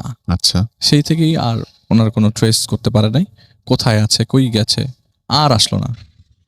রাসেল ভাই 1 মাস হয়ে গেল। তো এর মাঝখানে যিনি বাড়িওয়ালাকে বললেন যে ভাই আঙ্কেল দেখেন এই যেরকম আমাদের আমার রুমমেট হামজা, উনি তো নাই অনেকদিন ধরে, পুলিশ আসলে আমাদেরকে জিজ্ঞেস করতে পারে কোথায়, তো আমাদেরকে বাসা ছাড়ার ব্যবস্থা করে দেন, কারণ আপনাকে আমরা বলে রাখতেছি প্রতিটা মুহূর্তের ঘটনা, কারণ পরে আমরা ফেসে যাব, কোথা থেকে কি হবে, আমাদেরকে পুলিশে ধরে নিয়ে যাবে, কেউ ক্লেম করতে আসলে আমরা যদি কিছু না বলতে পারি, কারণ রুমমেট আমরা, যদি কেউ আমাদেরকে খুঁজতে আসে, ওনাকে খুঁজতে আসে, কিছু না পেলে আমাদেরকে জিজ্ঞেস করবে সবার আগে যে রুমমেটের সাথে কোনো ঝামেলা হয়েছে কিনা। তো যাই হোক, সামহা ওনারা মারিয়ালা ম্যানেজ করে ওদেরকে, তোমরা কয়েকটা দিন থাকো, যদি ঝামেলা হয় আমি তোমাদেরকে বলেছিলাম চলে যাও, তোমাদের অ্যাডভান্স আমি ব্যাক করে দিব, তোমরা চলে যাও। তো যাই হোক, ওনার বাড়িওয়ালার ছেলেকে বলে যে তুই যে ওদের সাথে থাক, যে তোরা ভয় পাচ্ছে, কারণ ঘটনার পুরাটা বাড়িওয়ালাকে ওনারা শেয়ার করেন। যাই হোক, তো বাড়িওয়ালার ছেলে বলতে থাকে যে ভাই আপনারা আসার আগে আমি এই রুমে থাকতাম, আপনারা এত ভয় পেতেছেন, কিন্তু আমি কখনো এরকম কিছু দেখি নাই, কখনো এরকম কিছু শুনি নাই। আর ওই বাড়ির কোনাতে যে বাঁশঝাড়, ওটা কিন্তু রাসেল ভাই ওনাদের বাসাতে ঢুকতে গেলে দেখতো, কিন্তু কখনো ওই যে জাজ করতে যেত না যে বাড়ির পেছনে কি আছে না আছে, এগুলি দেখতে যেত না আর কি। যাই হোক, ওনারা থাকলো 1 মাস। রাসেল ভাই 1 মাসের মধ্যে ওই হামজা সাহেবের আর কোনো খবর নাই, তো খবর নেই। এর মধ্যে উনি ভয়েই কাটেছে প্রথম 1-2 সপ্তাহ, কিন্তু পরবর্তী সময় যখন আসতেছে না, আর কোনো কিছু দেখতেছে না, ওনারা নর্মালি 1 মাস কেটে যায় আর কি। তো হঠাৎ করে তার যে টেবিলে ওই লোকটা, মানে কি বলে, জুবাইর ভাই, যে উনি দেখতো যে প্রতিদিন খাতার মধ্যে কি জানি লিখতো, সে কি করলো, ওই খাতাটা দেখলো। খাতাটা, আমরা একটা নর্মাল খাতা যখন আমরা কেউ ওপেন করি, প্রথম পেজটা এবং লাস্ট পেজটাই দেখি, মাঝখানে কি আছে দেখি না, কিন্তু ওনার সব পেজই একই লেখা, বাবা মাকে না বলা কিছু কথা, বাবা তুমি থাকলে ভালো হতো, বাবা তোমাকে আমি ভালোবাসি, 1 পেজে অনেকবার করে লেখা। হয়তো উনি কোনো রুগী ছিল বা কিছু একটা হয়েছে তার সাথে, বা উনি কি আসলে মানুষ ছিল, এইটা এরকম কোয়েশ্চেন আর কি। লাস্ট পেজে ওনাদের একটা ছবি আঁকা, দরজার উপরে একটা বক্স করা, বক্সটা মানে হুবহুই দরজাটার মতোই আঁকা, যেভাবে সিটকে নিয়ে দরজার মধ্যে রুমের দরজা না ছাদের দরজাটা, রুমের একটা দরজা, আচ্ছা বাথরুমের যে দরজা, বাথরুমের রুমের দরজাটা, সেই দরজার মতো একটা মানে সুন্দর ছবি আঁকা, খুবই সুন্দর, ক্লিয়ারলি বোঝা যাচ্ছে, এবং লেখা, আমাকে যখন তোমরা খুঁজে পাবা না, এই জায়গায় সার্চ করবে, লাস্টে দেয়া আছে, লাস্ট লেখা আর কি। এই ছবিটা তারই আঁকা। আচ্ছা, সেই এঁকেছে, কারণ খাতা তো এর মধ্যে কেউ ধরে নাই, আর লাস্ট 1 মাস এই রুমে কেউ ঢোকে নাই, তারা ছাড়া তো এই রুমে কেউ ঢুকবে না, আর এর মধ্যে নতুন কেউ ভাড়াও নেয় নাই, কারণ ওই বাড়িওয়ালার ছেলে তার সাথে থাকে, ঘুমায়, তো বাড়িওয়ালার ছেলেও তো এক ধরনের উইটনেস। তো যাই হোক, উনি দেখে যে ওই ছবিটার সাথে তার ওয়াশরুমের যে দরজার উপরে আগেকার বাড়ি, মানে এখনো অনেক বাড়িতে আছে যে রুমের দরজার উপরে একটা ছোট ছোট রুম খোপ খোপ করে রাখা কিছু জিনিসপত্র রাখার জন্য, বা ওই প্যাসেজটা দিয়ে হয়তো বা যে আপনার স্যানিটারি প্যাসেজ গুলা যায় আর কি। তো যাই হোক, এরকম গন্ধ কখনো আসে নাই বা এরকম কিছু তারা ট্রেস আউট করে নাই। তো প্রথমে তারা চেয়ার দিয়ে ওই দরজাটা খোলার ট্রাই করে, ওই ছোট খোপটা খোলা ট্রাই করে, পারে না, কারণ হাইটের সাথে ম্যাচ করে না। পরে নিচ থেকে বাড়িওয়ালার কাছ থেকে একটা মই নিয়ে আসে এবং তার বাড়িওয়ালার ছেলে ওই মুহূর্তে প্রেজেন্ট ছিল। তো মই নিয়ে ওইটা খুলে দেখে যে একটা বস্তা, এবং ওই বস্তা থেকে রক্ত, শুকনো রক্ত গড়িয়ে আসছে, যে ওইটা শুকিয়ে গেছে, রক্তটা শুকনো আর কি। এবং খুব বেশি দিনের না, হয়তো 15-20 দিনের ঘটনা, এবং গন্ধ বিকট পটকা গন্ধ। তো তারা তো এখানে যাবেও না এত এই গন্ধ থেকে। ইঁদুর ইঁদুর মরা গন্ধ খুবই নর্মাল, এটা এর থেকেও খারাপ গন্ধ। তো বাড়িওয়ালাও এসে দেখে, মানে মইতে উঠে দেখে যে আসলেই কিছু একটা আছে। তো তারা পুলিশকে ডাকে এবং পুলিশ এসে ওই বস্তাটা নামে, বস্তাটা খোলার পর দেখে ওখানে 22 টুকরা লাশ ওইটার ভেতরে, ওই খোপের ভেতরে। ওই 22 টুকরা লাশ, প্রত্যেকটা অঙ্গ প্রত্যঙ্গে কামড়ের দাগ, এবং সব মাংস ক্ষয়ে যায় না, কিছু কিছু মাংস লেগে আছে। গন্ধ বাড়ির নিচে, এই গন্ধতে চলে গেছে। ওনাদের থাকাই মুশকিল, বাড়ির নিচে নিয়ে গেছে। তারপরও দেখছো লোকজন, এলাকা উৎসুক জনতার ভিড়ও হয়ে গেছিল ওই জায়গায়, অনেকে দেখতে এসছে যে ছোপ ছোপ ছোপ ছোপ কামড়ের দাগ, মাথার চুল আছে প্রপারলি, মানে মোটামুটি সবকিছুই নাই ওখানে। মানে একদম অবস্থা খুবই খারাপ, বিভৎস। খালি একটা জিনিস স্ট্রেস করতে পেরেছে, যে হামজা সাহেবের যে পাঞ্জাবিটা, সেই পাঞ্জাবি দেখে বুঝতে পেরেছি যেটা হয়তো উনি হবেন আর কি। তো এইটা তো রাসেল ভাই খুবই অলৌকিক, যে 1 মাসের মধ্যে তার সাথে এই ঘটনাটা ঘটে। খাতায় লিখে সেই ছবি খাতায় দেখাটা, লিখে এসে এখানে সে লিখে গেছে যে তোমরা যদি কোথাও আমাকে না পাও তাহলে এই জায়গাটা। সেটা খুবই অদ্ভুত। তো যাই হোক রাসেল ভাই, এরপরে ওই পুলিশ দেখে যে এখানে কেস করার কোনো লোক নাই, ওনার কোনো আত্মীয় স্বজন নাই, চারিপাশে ঘেটে ওনার কোনো আইডি কার্ড বের করতে পারে নাই, কিচ্ছু খুঁজে বের করতে পারে নাই, কিছু না, খালি কোনো ট্রেসই করতে পারে না। অ্যাকাউন্টিং এর কিছু একটা বই তার টেবিলের মধ্যে, তার ব্যাগ, কাপড় চোপড়, কোনো ধরনের কিছু টাকা পয়সা, এছাড়া কিচ্ছু নাই রাসেল ভাই, আর কিচ্ছু না। Not even a single thing যেটা দেশে ট্রেস আউট করতে পারছে কোন এলাকার লোক, কোন এলাকার ছেলে। তো যেহেতু ক্লেম করার কোনো লোক নাই, মানে পুলিশ নিজের থেকে একটা জেনারেল ডায়েরি করে এটা পোস্টমর্টেম করে পরে দাফন করে ফেলে। কিন্তু এর পরবর্তী সময়ে পুলিশ কি করলো না করলো এইটা নেওয়ার কোনো ইচ্ছা তাদের নাই, তাদের ধান্দা হলো কখন বাসাটা ছাড়বে। সেটাই তো মানে মেইন টেনশন তাদের। আপনি হলেও তাই চিন্তা করতেন প্রত্যেকে, হয়তো বা আপনি না জানিয়েই চলে যেতেন, যা আমার যা জিনিসপত্র থাকুক এই জায়গায় আমি থাকবোই না। কিন্তু তারপরেও তারা, পুলিশ বলে গেছে যে যতদিন পর্যন্ত এটার একটা ইনভেস্টিগেশন আমরা আপনাদের রিপোর্ট না দিই, তত পর্যন্ত আপনারা এখানে থাকবেন। তো যাই হোক, মানে রুলস অনুযায়ী সে তাদেরকে থাকতে হয় এই জায়গায়। একটা পর্যায়ে লাস্ট মোমেন্টে পুলিশ যখন অব্যাহতি দিয়ে যে না আপনারা যেতে পারেন, বা আপনারা এখান থেকে ছেড়ে চলে যেতে পারেন, কোনো সমস্যা নেই, পরে তারা ওই বাসাটা ছেড়ে দেয়। কিন্তু যেইটা তাকে এফেক্ট করে ফেলে রাসেল ভাই, মানে এটা মানে ওনার জন্য কাল হয়ে দাঁড়াবে নাকি, মানে মানুষজন কিভাবে চিন্তা করবে। প্রথমে আমিও বিশ্বাস করি নাই, প্রথমে বিশ্বাসের পাল্লাটা আসলে ভারী হবে না, যারা বিশ্বাস করে তাদের পাল্লাটাই ভারী হবে। তো অনেকে বলে তার সাথে জিন আছে, এলাকায় অনেক বিড়বিড় করে কথা বলে, রাস্তা দিয়ে হাঁটার সময় বিড়বিড় করে কথা বলতে থাকে। অনেকে বলে তার সাথে জিন আছে, হয়তো অনেকে বলে সে জিন পালে, এবং মোস্ট ইম্পর্টেন্ট কথা, সে শিজোফ্রেনিয়ার রোগীর মতো হয়ে গেছে, যে সে ফিস ফিস করে খালি ওই একটাই শব্দ শুনতে পায় এখনো পর্যন্ত, যে তোমরা ছাদে উঠেছো কেন, সেটা এখনো এটা শোনার পরে পরিস্থিতি আসলে বেরিয়ে আসতে পারে না। হ্যাঁ, ওই পরিস্থিতি তো অবশ্যই তাকে এফেক্ট করে, এটা হিতাহিত জ্ঞান ঠিক থাকে না। যখন এরকম হয়, তিনি একটা রুমের দরজা বন্ধ করে নিজেকে আটকে রাখে। এর কারণে রাসেল ভাই, ওই যে আমার ইচ্ছা ছিল যে ওনাকে স্টুডিওতে নিয়ে আসার জন্য, কিন্তু পারিবারিক ভাবে আমি যখন রিকোয়েস্ট করি, তারা আমাকে পারমিট করেন নাই তাকে এখানে নিয়ে আসার জন্য। তারা চায় না কোনো রিস্ক একটা সিচুয়েশনে পরিবার লোকজন পড়ুক। আলহামদুলিল্লাহ এই ঘটনাটা আমি একদম, মানে অনেকে মনে করতে পারে কি বলেছি, কিন্তু এইটা যখন কারোর সাথে ঘটে যাবে রাসেল ভাই, এলাকার লোকজন তাকে পাগল বলেই জানে আসলে, সত্যি কথা বলতে। ওকে, থ্যাংক ইউ সো মাচ। ঘটনাটার জন্য অনেক অনেক ধন্যবাদ। এবং আমরা পরবর্তী ঘটনায় যাব, আমাদের পরবর্তী অতিথির কাছে। আপনার নামটা প্লিজ একটু বলবেন, তারপর আপনার ঘটনায় যাব আমরা। আমার নাম শহীদুল আলম বুলবুল। জি, আমি নারায়ণগঞ্জ সারারপাড় থেকে এসেছি। জি, প্রথমে আমি আপনি একটু ঘটনা বলেন। বুথকে ধন্যবাদ, আজকে আমার এই জীবনে ঘটে যাওয়া সত্য ঘটনাকে লিসেনারদের সাথে শেয়ার করার জন্য। প্রথমে আমি আমার জীবনে প্রথম থেকেই ক্লাস 8-এ পড়া অবস্থা থেকে আমার সাথে অনেক কিছু ঘটনা ঘটছে। তার মধ্যে প্রথমে আমি ঘটনাটা যেটা আমার সাথে আমাকে পীড়া দিছিল, সেটা হলো ক্লাস 8-এ থাকতে আমি আমার আগে আমার বাড়ির সিচুয়েশনের একটু আপনাদের বলে দিই। তখন একটু গ্রামের মতনই ছিল। তো আমার বাড়ির পাশে পশ্চিম পাশে একটা ফজলু সাহেবের বাড়ি নামে আমাদের মহল্লায় বা ওই এলাকার সবাই যারা আজকে যে 30 বছর আগের ঘটনা, আমার বয়সী বা আমার আগের বয়সী যারা আছে তারা হয়তো সেই জিনিসটা বুঝতে পারবে। ফজলু সাহেবের বাড়ি নামে সবাই চিনত। ওখানে একটা 30 ফিট একটা দোতলা ঘর ছিল। জি। হ্যাঁ, 2 সাইডে টিনের বেড়া, সামনে দিয়ে ছিল আপনার বেড়া, আপনার এই চটির বেড়া। যা হোক, তো ওখানে আমরা, আমাদের লজিং মাস্টার ছিল, আমরা ওখানে পড়াশোনা করতাম। আমি যখন ক্লাস 8 পড়ি তখন পাশের রুমে 3টা রুম, আমরা একটা রুমে থাকতাম, পড়তাম। আর রাত্র অবশ্য আমি থাকতাম না, আমাদের বাসায় থাকতাম একদম পাশাপাশি, মাঝে দিয়ে একটা রাস্তা চলে গেছে। তো যা হোক, একদিন যখন ক্লাস 8-এ আমি বার্ষিক পরীক্ষার সময় লক্ষ্য করলাম যে আমার ওই না, প্রায় যখন আমরা ওইখানে পড়তে যেতাম বা সন্ধ্যার সময় আমাদের মনে হতো যে ওই টিনের চালে যেমন ঝুমঝুম করে কিছু নুড়ি পাথর ফালালে যেরকম একটা আওয়াজ হয়, বা একটা বড় পাখি যদি আসে সেই চালের মধ্যে বসে তাহলে ঘরটা একটা ঝিম করে ওঠে, তো এরকম আমার আওয়াজ পেতাম। তো আমাদের পাশের রুমে থাকতো আউয়াল, আউয়াল ভাই, তার আম্মা বয়স্ক, আমরা তাকে দাদি বলে ডাকতাম। সে বলতো যে না, এগুলা কিছু না, এগুলা ওই যে এক প্রকার যে জাতির জিন বা পরি, তারা এইখান থেকে এটা একটা পথ, এই পথ অনেক সময় এখানে তারা জিরায় নেয়, তবে আমাদেরকে কোনো ক্ষতি করবে না। তো এটা একটা প্রচলন হয়ে যায়, আমরা প্রায় এই শব্দটা শুনতে পেতাম সন্ধ্যায় অথবা রাত্রে। তো যা হোক, একদিন ক্লাস 8-এ পড়া অবস্থা যখন আমার 9-এ ক্লাস 8-এ তখন বার্ষিক পরীক্ষার সময় শনিবার দিন ছিল, আমার মনে আছে স্পষ্ট। তখন আমার বড় ভাই আমার সাথেই থাকতো।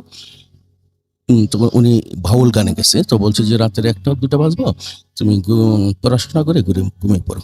তো আমি করতেছি বা অঙ্ক করতেছি, তখন রাত আমার মনে আছে 9টা বাজে। তো সে হঠাৎ করে কারেন্ট চলে গেছে। কারেন্ট চলে যাওয়ার সময় তারপরে আমি একটা আমাদের হারিকেনটা জ্বালাইছি। তো কিছুক্ষণ 10-20 মিনিট পর হারিকেন জ্বালার পর কি হয়েছে যে হারিকেনে তেল কম, তেল ছিল না, সেটা হয়তো সন্ধ্যায় মনে ছিল না। তো দেখলাম যে হারিকেনটা নিবু হয়ে আসছে। তো আমি ভাবলাম যে এখন আর পড়াশোনা না, শুয়ে পড়বো।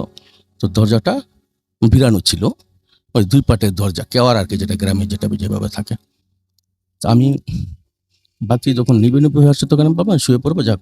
তো হঠাৎ করে আমি একটা ঘুঙানো শব্দ পেলাম। ঘুঙানো শব্দ মানে যেমন মানুষকে যখন হাত পা বেঁধে রাখলে যেমন ঘুঘু করে ঘুং করে শব্দ করে, এরকম একটা শব্দ। আমি বললাম শব্দটা কিসের, অত বুঝতে পারছি না। হঠাৎ করে আমি জানালার দিকে যখন তাকালাম, তখন আমার মনে হলো যে 2টা চোখ বড় বড় আমার দিকে তাকিয়ে রয়েছে।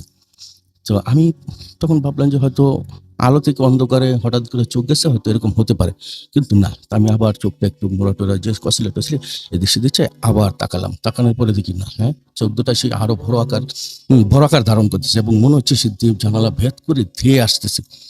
এখন তো আমার শরীর হিম হয়ে আসছে যে আমি সত্যি সত্যি ভয় পেয়েছি। এখন কি করবো? এখন আস্তে আস্তে আমি দাঁড়াইয়া 1 পা 2 পা পিছনে এসে আমি হুমড়ি খেয়ে আমার খাটের মধ্যে গিয়ে পড়ে গিয়ে লেপ মুড়ি দিয়ে আমি ওই ঘুম হয়তো অচেতন ছিলাম বা হয়তো ভয়ে ঘুমিয়ে গেছিলাম। কিন্তু হয়তো আমার ভাই তখন রাতে 1-1:30 বাজে এসে দরজা খোলাবে বললো, কিছু বলে না, তখন সে ঘুমিয়ে পড়ে। সকালে বলছে যে কি ছিল, তুমি তো দরজা লাগাও নাই, তোমাকে এত টাকা রেখে করলাম, তুমি কোনো সারা শব্দ পাও নাই। তবে আমি আমার ভাইয়ের কাছে ঘটনা শেয়ার করে বলছে, তারপর আমার আম্মার সাথে শেয়ার করলাম, আমার বড় ভাই শেয়ার করলাম। তারা বললো যে না, ওটা নাথিং ফর ফেয়ার, এগুলো হচ্ছে অনেক সময় আলো থেকে অন্ধকারে অনেক সময় মানুষ যখন তাকায় তখন এগুলো ঝিঝি পোকার মতো দেখা যায়, কিন্তু যার সাথে ঘটনা ঘটছে সেই বুঝতে পারে। তা আমি ব্যাপারটা অনেকটা হালকাভাবে নিলাম, হতে পারে। তো যা হোক, এখানে এই ঘটনা শেষ হলে হয়তো ভালো হতো।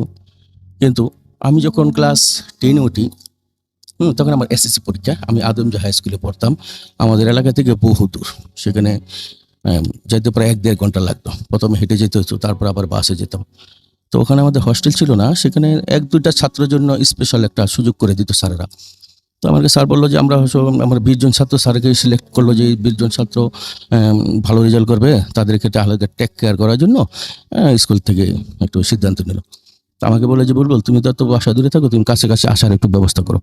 তো আমি বললাম স্যার, আমি কোথায় আসবো? তবে স্যার বলছে যে একটা সিট খালি আছে, ওই সিটটা তো একজনকে দেওয়া হয়েছে, তুমি এক কাজ করো, ওখানে যারা আদমজি এলাকায় আছেন আমার বন্ধু বান্ধব, তারা হয়তো বুঝতে পারবেন যে আদমজি এখন ইপিজেড হয়ে গেছে, একসময় আদমজি জুট মিল ছিল। তো ওখানে একটা হাসপাতাল ছিল, সেই হাসপাতালটা হলো পরিত্যক্ত। হাসপাতালে কারা থাকতো? হ্যাঁ, ওই শ্রমিক এবং বিভিন্ন শ্রমিক লিডার, তারা দখল করে এইভাবে থাকতো। তো ওখানে যেখানে ডাক্তাররা বসতো বা ডাক্তারের চেম্বার ছিল বা হয়তো অ্যাডমিনিস্ট্রেশনের যে রুমটা ছিল, ওখানে দক্ষিণে ছিল বিশাল পুকুর, তার মাঝে 2টা রুম ছিল, আর পাশে ছিল লম্বা হাসপাতাল। তো ওইখানেই একই বারান্দা দিয়ে যেতে হতো।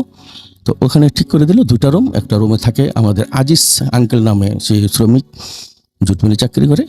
তো পাশে আরেকটা রুম, সেখানে আমাকে এবং মুয়াজ্জম আমার বন্ধু, সে হয়তো এখন দুবাই আছে, যদি শুনতে পায় তাহলে বুঝতে পারবো। তো মুয়াজ্জম এবং আমি ওই রুমে থাকার জন্য স্যার সিদ্ধান্ত, পরীক্ষা আছে মাত্র 2 থেকে 2.5 মাস। তখন সাথে মার্চ এপ্রিল মাসে মেট্রিক পরীক্ষাটা হতো আর কি, টেস্টের পরে। তখন আমি চিন্তা করলাম, ওখানে প্রথম দিন আমরা গেলাম, স্যার রাশিদ আমাকে ওখানে থাকতে দিল। প্রথম দিন যখন আমরা গেলাম, তখন আজিজ আঙ্কেলের সাথে পরিচয় হলো। আজিজ আঙ্কেল বললো যে আমাদের সিসিভ ডিউটি 4টা থেকে 10টা। তখন 10টা বাজে আমি আসবো, আস্তে আস্তে আধা ঘন্টা লাগে। তো ঠিক আছে। প্রথম দিন মুয়াজ্জম বললো যে, তখন রাত 9টা বাজে, মুয়াজ্জম বললো যে আজকে কি খাবো, আমি শুকনা খাবার নিয়ে আসি বাজার থেকে, তুমি এই অপেক্ষা করো। তো আমি সব ফুরফুরে মেজাজ, নতুন জায়গা, একটা রোমাঞ্চকর অন্য ধরনের লাগছে। তো এরকম সময় আমি আস্তে বাইরে বের হলাম। গরমের দিন, একটু গরম গরম মাছ, কাছাকাছি মাছ। তো বাইরে যে একটা তেঁতুল গাছ ছিল আমাদের যে বিল্ডিংটার, হাসপাতালটার পাশে, তেঁতুল গাছ পাশে একটা বিশাল একটা পুকুর ছিল। পুকুরটার ওখানে মানে তখন আমি যখন গেলাম, ওখানে দেখলাম যে টেম্পারেচার হঠাৎ করে ফল করলো। ঘরের রুমের যে টেম্পারেচার আর ওই তেঁতুল গাছের ওখানে এরকম, রাসেল ভাই, গাছটা ছিল যে ওখানে সময় ঢাল ধরে ধুল খাওয়া যেত। 4 দিন রাত ছিল না, হালকা একটু আলো ছিল। দূর থেকে যে বাস গাড়ি যাইতো, ওই বাসের গাড়ির যে লাইটের আলোতে অনেক সময় একটু আলো পড়তো, পানির ভিতরে যে আলোটা ঝিলকানি পড়তো, তো আলোটা দেয়। তো এরকম সময় আমি খুব খুব ঠান্ডা লাগতেছে। তো আমি ভাবলাম এত ঠান্ডা কি, গরম ভিতরে তো এত ঠান্ডা না। আবার আমি রুমে আসলাম, রুমে এসে একটু চেক করে দেখলাম রুমের আবহাওয়া তো নর্মাল আছে ব্যাপারটাকে। আবার আমি তেঁতুল গাছের নিচে গেলাম, গিয়ে দেখলাম যে বেশ ঠান্ডা। তখন আমার একটু ভয়ই লাগতেছিল। তখন আমি রুমে এসে বললাম, সকালবেলা আমি আঙ্কেল, আজিজ আঙ্কেলের সাথে শেয়ার করলাম যে আঙ্কেল, 2 জায়গায় 2 টেম্পারেচার, ব্যাপারটা। তো আজিজ আঙ্কেল বললো যে ভুল, এখানে তুমি একা বা তোমরা ওখানে সন্ধ্যাবেলা যাইও না। তার কারণ হলো, মানে আসলে তেঁতুল গাছটা আমাদের রুমের পাশেই ছিল, 10 ফিট পূর্ব দিকে ছিল। তো বললো যে ওখানে 4-5 বছর একটা যুবতী মেয়ে সুইসাইড করেছিল, সেখান থেকে তেঁতুল গাছে অনেকেই অনেক কিছু দেখতে পায়, বা সন্ধ্যাবেলা অথবা দুপুরবেলা এখানে যাওয়ার দরকার নেই, তবে আমাদের কোনো ক্ষতি করবে না, তোমাদের কোনো ক্ষতি করবে না। তো যা হোক, ঘটনা এখানে তখন থেকে একটু অবশ্য মনের ভিতরে ভয় শুরু হলো। আবার কিছু এক্সাইটিং মনে হলো যে হয়তো কিছু যদি দেখতে পারি। তো একদিন এরকম প্রায় 15-20 দিন পর মুয়াজ্জম আমার বন্ধু, সে বললো যে আমি একটু বাসা থেকে, তারপরে পাশেই ছিল, সে বললো যে আমি বাসা থেকে আসতেছি, আজকে আসবো না, 1 দিন পরে আসবো, কিছু খাবার টাবার সেটা বইটি আপত্তি টাকা পয়সা নিয়ে আসে। এখানে বলে সে গেল। তো আমি একাই থাকবো, তার মানে এখানে আমার আজিজ কাকা থাকবে, সে আসবে রাত 10টা বাজে।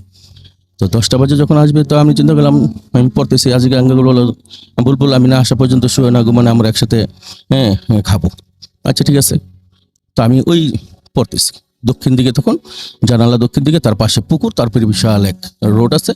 তো যখন আমি 9টা, আমার মনে আছে 9টা তখন 20, আমি অপেক্ষা করতেছিলাম আজিজ আঙ্কেল 10টা ছুটি হলে 20 মিনিট বা 25 মিনিট লাগবে হেঁটে আসতে। তো এই অপেক্ষা যে 10টা পর্যন্ত আমি পড়াশোনা করি, তারপর একটা পর্যায়ে সিদ্ধান্ত নেবে যাকে আজিজ আঙ্কেল যদি বেশি দেরি করে তাহলে আমি ঘুমিয়ে পড়ব।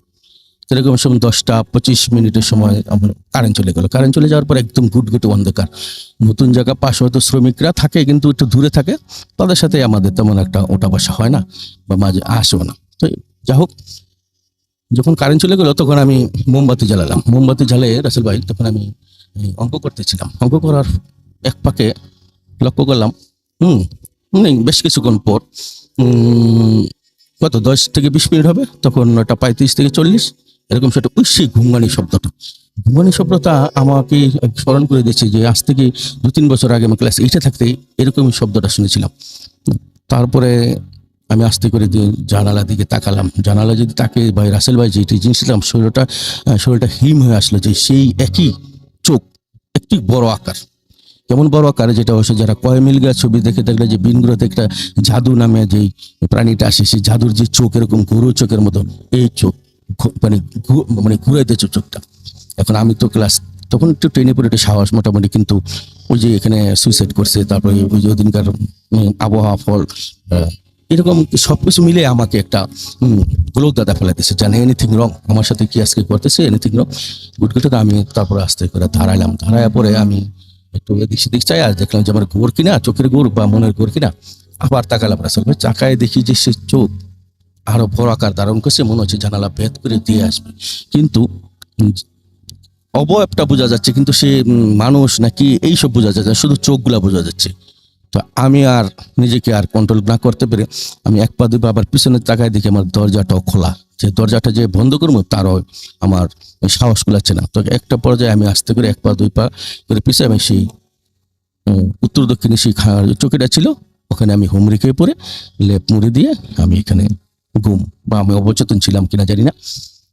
তো সকাল আমি 8টা বাজে যখন ঘুম ভাঙে তখন আমার আঙ্কেলে বলছে যে বলবো তোমার এত টাকা টাকি করলাম, তুমি উঠলা না, ভাবলাম হয়তো তুমি ক্লান্ত, যা হোক আসলে তোমার সাথে তুমি। তখন আমি বললাম আঙ্কেল তোমার শরীর জ্বর এসে গেছে। জ্বরে আঙ্কেল বলে যে তুমি কি ভয় পেয়েছো নাকি? আমি তখন আঙ্কেলের সাথে ব্যাপারটা শেয়ার করলাম। শেয়ার করার পরে আঙ্কেল বললো যে না ঠিক আছে, এনিথিং রং, তো যা হোক তোমাকে একা থাকা ঠিক হবে না, তো সকালবেলা আমরা ওই আমাদের যে মসজিদ আছে ওখানে ইমাম সাহেবের কাছে তোমাকে নিয়ে যাবো, তুমি ব্যাপারটা বুঝে বলতে পারবো। তো আমরা ওদিনকা ডিউটির আগে আজিজ ভাই আমাকে ইমামের কাছে নিয়ে গেলে ইমাম সাহেব বললো যে না তেমন কিছু না। তারপরে অবশ্য বুঝতে পারছিল, কিন্তু আমাকে অভয় দেওয়ার জন্য তিনি বললো যে না তেমন কিছু না, এগুলা ভয়ের কিছু না, তুমি ভয় পেলেই ভয়, হয়তো তোমার মনের ভুল বা চোখের ভুল। তো ঠিক আছে, তারপরে আমি তোমাকে একটু জারফুক দিয়ে দিলে, একটা কবজ দিয়ে দিলে, যেটা তুমি সবসময় তোমার পাশে রাখবে কাছে। তো যাক এখান থেকে ঘটনা শেষ। কিন্তু আমি 2 মাস পরে এর মধ্যে আর কিছুই দেখতে পাই নাই, কিন্তু সতর্ক ছিলাম, পরীক্ষা দিলাম। তারপর রাসেল ভাই সেই 91-এর কথা তারপরে কি এই ঘটনা আবার ঘটেছে? আবার ঘটেছিল। আচ্ছা, সেটা আমরা শুনবো একটু পরে। আমরা একটা ছোট্ট বিরতি নিতে হবে আমাদের। আমরা চলে যাচ্ছি আবারও আমাদের ঘটনার বাকি অংশে। আমাদের সঙ্গে যিনি ছিলেন তার কাছ থেকে আমরা সেই ঘটনার বাকি অংশ শুনে আসবো। জি, আপনার ঘটনাটি বলুন। হ্যাঁ ধন্যবাদ রাসেল ভাই। সেই একই ঘটনা আমার ঘটেছে। আমি তখন তেজগাঁ কলেজে পড়ি। আপনি বলছিলেন 1991 সালে। হ্যাঁ 91 সালে ফার্স্ট ইয়ার থেকে সেকেন্ড ইয়ার উঠছি। তখন আমরা ওই বেগুনবাড়ি, সবাই জানবেন যে পলিটেকনিক এরিয়ায় আমার 2 বন্ধু ফারুক, উনি এখন ইটালি আছে। হ্যাঁ আমরা এগুলো না শুনে আমরা আচ্ছা ঘটনাটা বলি। ঘটনা হলো ওইখানে একটা স্টাফ কোয়ার্টার ছিল। স্টাফ কোয়ার্টার আমরা 2 বন্ধু একটা রুম আমরা ভাড়া নিই। সেই রুমের একটাই রুম ছিল, পাশে একটা বাথরুম আর একটা রান্নাঘর, একই রুমের মধ্যে ভিতর দিয়ে। তো আমরা ওইখানে দীর্ঘদিন 2 বন্ধু পড়াশোনা করি। এক অবস্থায় ঈদ আসলো, রোজার ঈদ আসার পরে যেমন রোজার শেষ পর্যায়ে 3-4 দিন ঈদের বাকি ছিল, এরকম সময় স্টাফের ওই বিল্ডিং 3তলা বিল্ডিংয়ের অনেকেই বাসায় চলে গেছে ছুটিতে। তো আমি আমার বাড়ির পাশে কাছাকাছি দেখে সানার পার যেতে আর কতক্ষণ লাগে। তো ওই ফারুক তার মামা ছিল আনিম, সে বলাকা জুট ব্লেড ফ্যাক্টরিতে চাকরি করতো। তো উনি বললো যে বুলবুল তুমি একটু পরে যাও, আমি বোনাস টাকা পাবো, ঈদের 2 দিন আগে গেলে চলবে। ঠিক আছে, যেই কথা সেই কাজ। আমি রয়ে গেলাম। ঈদের 2-3 দিন বাকি, তখন ওই আনিম ভাই বললো যে 10টা বাজে ছুটি হয়, বলাকা ব্লেড ফ্যাক্টরিতে চাকরি করে। তো আমি আসলে একসাথে আমরা ফ্যাক্টরির নাম কোনো কিছু না বলে আমরা মূল ঘটনা। আচ্ছা মূল ঘটনা ওই দিনে ঠিক আমি আনিম ভাইয়ের অপেক্ষা ছিলাম, আনিম মামার অপেক্ষা ছিলাম। আমি পড়াশোনা করতেছি উত্তর দিকে মুখ দিয়ে, দক্ষিণ দিকে আমার দরজাটা ছিল, পাশে একটা বারান্দা ছিল, চল একটা কাঁঠাল গাছ যেটা আমাদের বারান্দার মধ্যে সহ আসতো, পাতা অনেক সময় ছিল। তো এই অবস্থায় আমি ওই পড়তে এক সময় অঙ্ক করতে এক সময় ওই কারেন্ট চলে গেছে। কারেন্ট চলে যাওয়ার পরে আমি আবার মোমবাতি জ্বালিয়ে যখন অঙ্ক করতেছিলাম, এরকম সময় ওই ঘুমগানের শব্দটা আবার আমি শুনতে পাওয়ার পরে এখন আমার স্পষ্ট, আগেও এরকম 2বার ঘটনা ঘটছে। এখন যেহেতু আমি একটু বড় হয়েছি, তারপরে একটু সাহসটা একটু বেশি, তখন তারপর ঘুমগানের শব্দ আস্তে করে আমি পিছনে তাকায় দেখি মোমবাতি যে হালকা আলোতে দরজায় যে আলোটা পড়ছে, এই আলোতে বোঝা যাচ্ছে একটা লোক বিশাল আকার দরজার মধ্যে দাঁড়িয়ে আছে এবং চোখগুলা ঠিক আগের মতন বড় আকার এবং যেমন ধেয়ে আসছে। এবার তো আর জানালা দিকে তাকায় না, এবার তো দরজা দিয়া। এখন আর আমার ভয়টা দ্বিগুণ বেড়ে গেছে। তখন এই দিকে তাকায় আমি দেখলাম যে না, চোখ টোকে দেখি মুছে টুচি ভালোভাবে তাকায় দেখলাম যে না, একদম দরজার মধ্যে একটু অবয়ব বোঝা যাচ্ছে যে একটা কালো কিছু, শুধু চোখগুলো বড় বড় ধেয়ে আসছে। আমি 1 পা 2 পা পিছনে আস্তে করে একটা রান্নাঘর ছিল, সেই রান্নাঘরে ঢুকে গিয়ে দরজা লাগিয়ে ম্যাচ দিয়ে গ্যাসের চুলা জ্বালাই বসে নিলাম। কতক্ষণ যে বসে আসছিলাম বলতে পারবো না। তুমি ঘড়ির অপেক্ষায়, ঘড়ি তখন অনুমান হয়তো আধা ঘন্টা হবে, এরকম সময় আনিম মামা এসে আমাকে ডাকতেছে, বল কোথায় তুমি, বাথরুম খুঁজলে একেবারে ওখানে করলো। তখন অলরেডি কারেন্ট এসে গেছে। তখন আনিম মামা বল আমি কি, যে আপনি কে, যে আপনি আনিম মামা? হ্যাঁ আমি আনিম মামা। যে আপনি যদি আনিম মামা হন তাহলে আপনি একটু হাতের লেখা দেন। নিচে দাম দরজার নিচে হাতের লেখা দিল। তারপর বললাম যদি আপনার কাছে তো ব্লেড থাকে, একটা ব্লেড দেখান। উনি তাও দিল। উনি বলে যে বুলবুল তুমি ভয় পাইছো, আমি তো আনিম। আচ্ছা ঠিক আছে আঙ্কেল, মামা আপনি যদি আনিম মামাই হন তাহলে আপনি একটা গান গান। উনি একটা গান গাইতো যে মরমিয়া তুমি চলে গেলে, এই গানটা সে পড়াই গাইতো। তো এই গানটা যখন গাইছে তখন আমি শিওর হলাম যে এটাই আনিম মামা। তখন আমি দরজা খুললাম, দরজা খোলার পরে আনিম মামার আগের ঘটনা সহ সব কিছু বললাম, শেয়ার করলাম। শেয়ার করলে বলে যে হ্যাঁ দেখো এটা একইভাবে বারবার তোমার জন্য ঘটনা ঘটতেছে। উনি আবার তাবলিগ করতো, হ্যাঁ, যে আমার কাছে হুজুর আছে, যে পাশে তো আমাদের মসজিদ, হুজুরের কাছে তোমাকে নিয়ে এবার একটা স্থায়ী। তখন আমি সকাল ওই ফজর নামার সময় আমি তখন হুজুরে আমার একটা জার ফুক দিলে যে না হ্যাঁ তোমার সাথে আগের ঘটনা যখন বলছি তখন বলছে যে হ্যাঁ এনিথিং রং, তো এগুলা কিছু না, তুমি তো আবার যদি তুমি কখনো দেখো তাহলে তুমি চেষ্টা করবা যে মুখোমুখি হওয়ার জন্য। কিন্তু রাসেল ভাই আমি এরপরে হুজুরের তাবিজ দেওয়ার কবজ দেওয়ার পরে আমার কাছে আর এরকম আজ পর্যন্ত ঘটে নাই।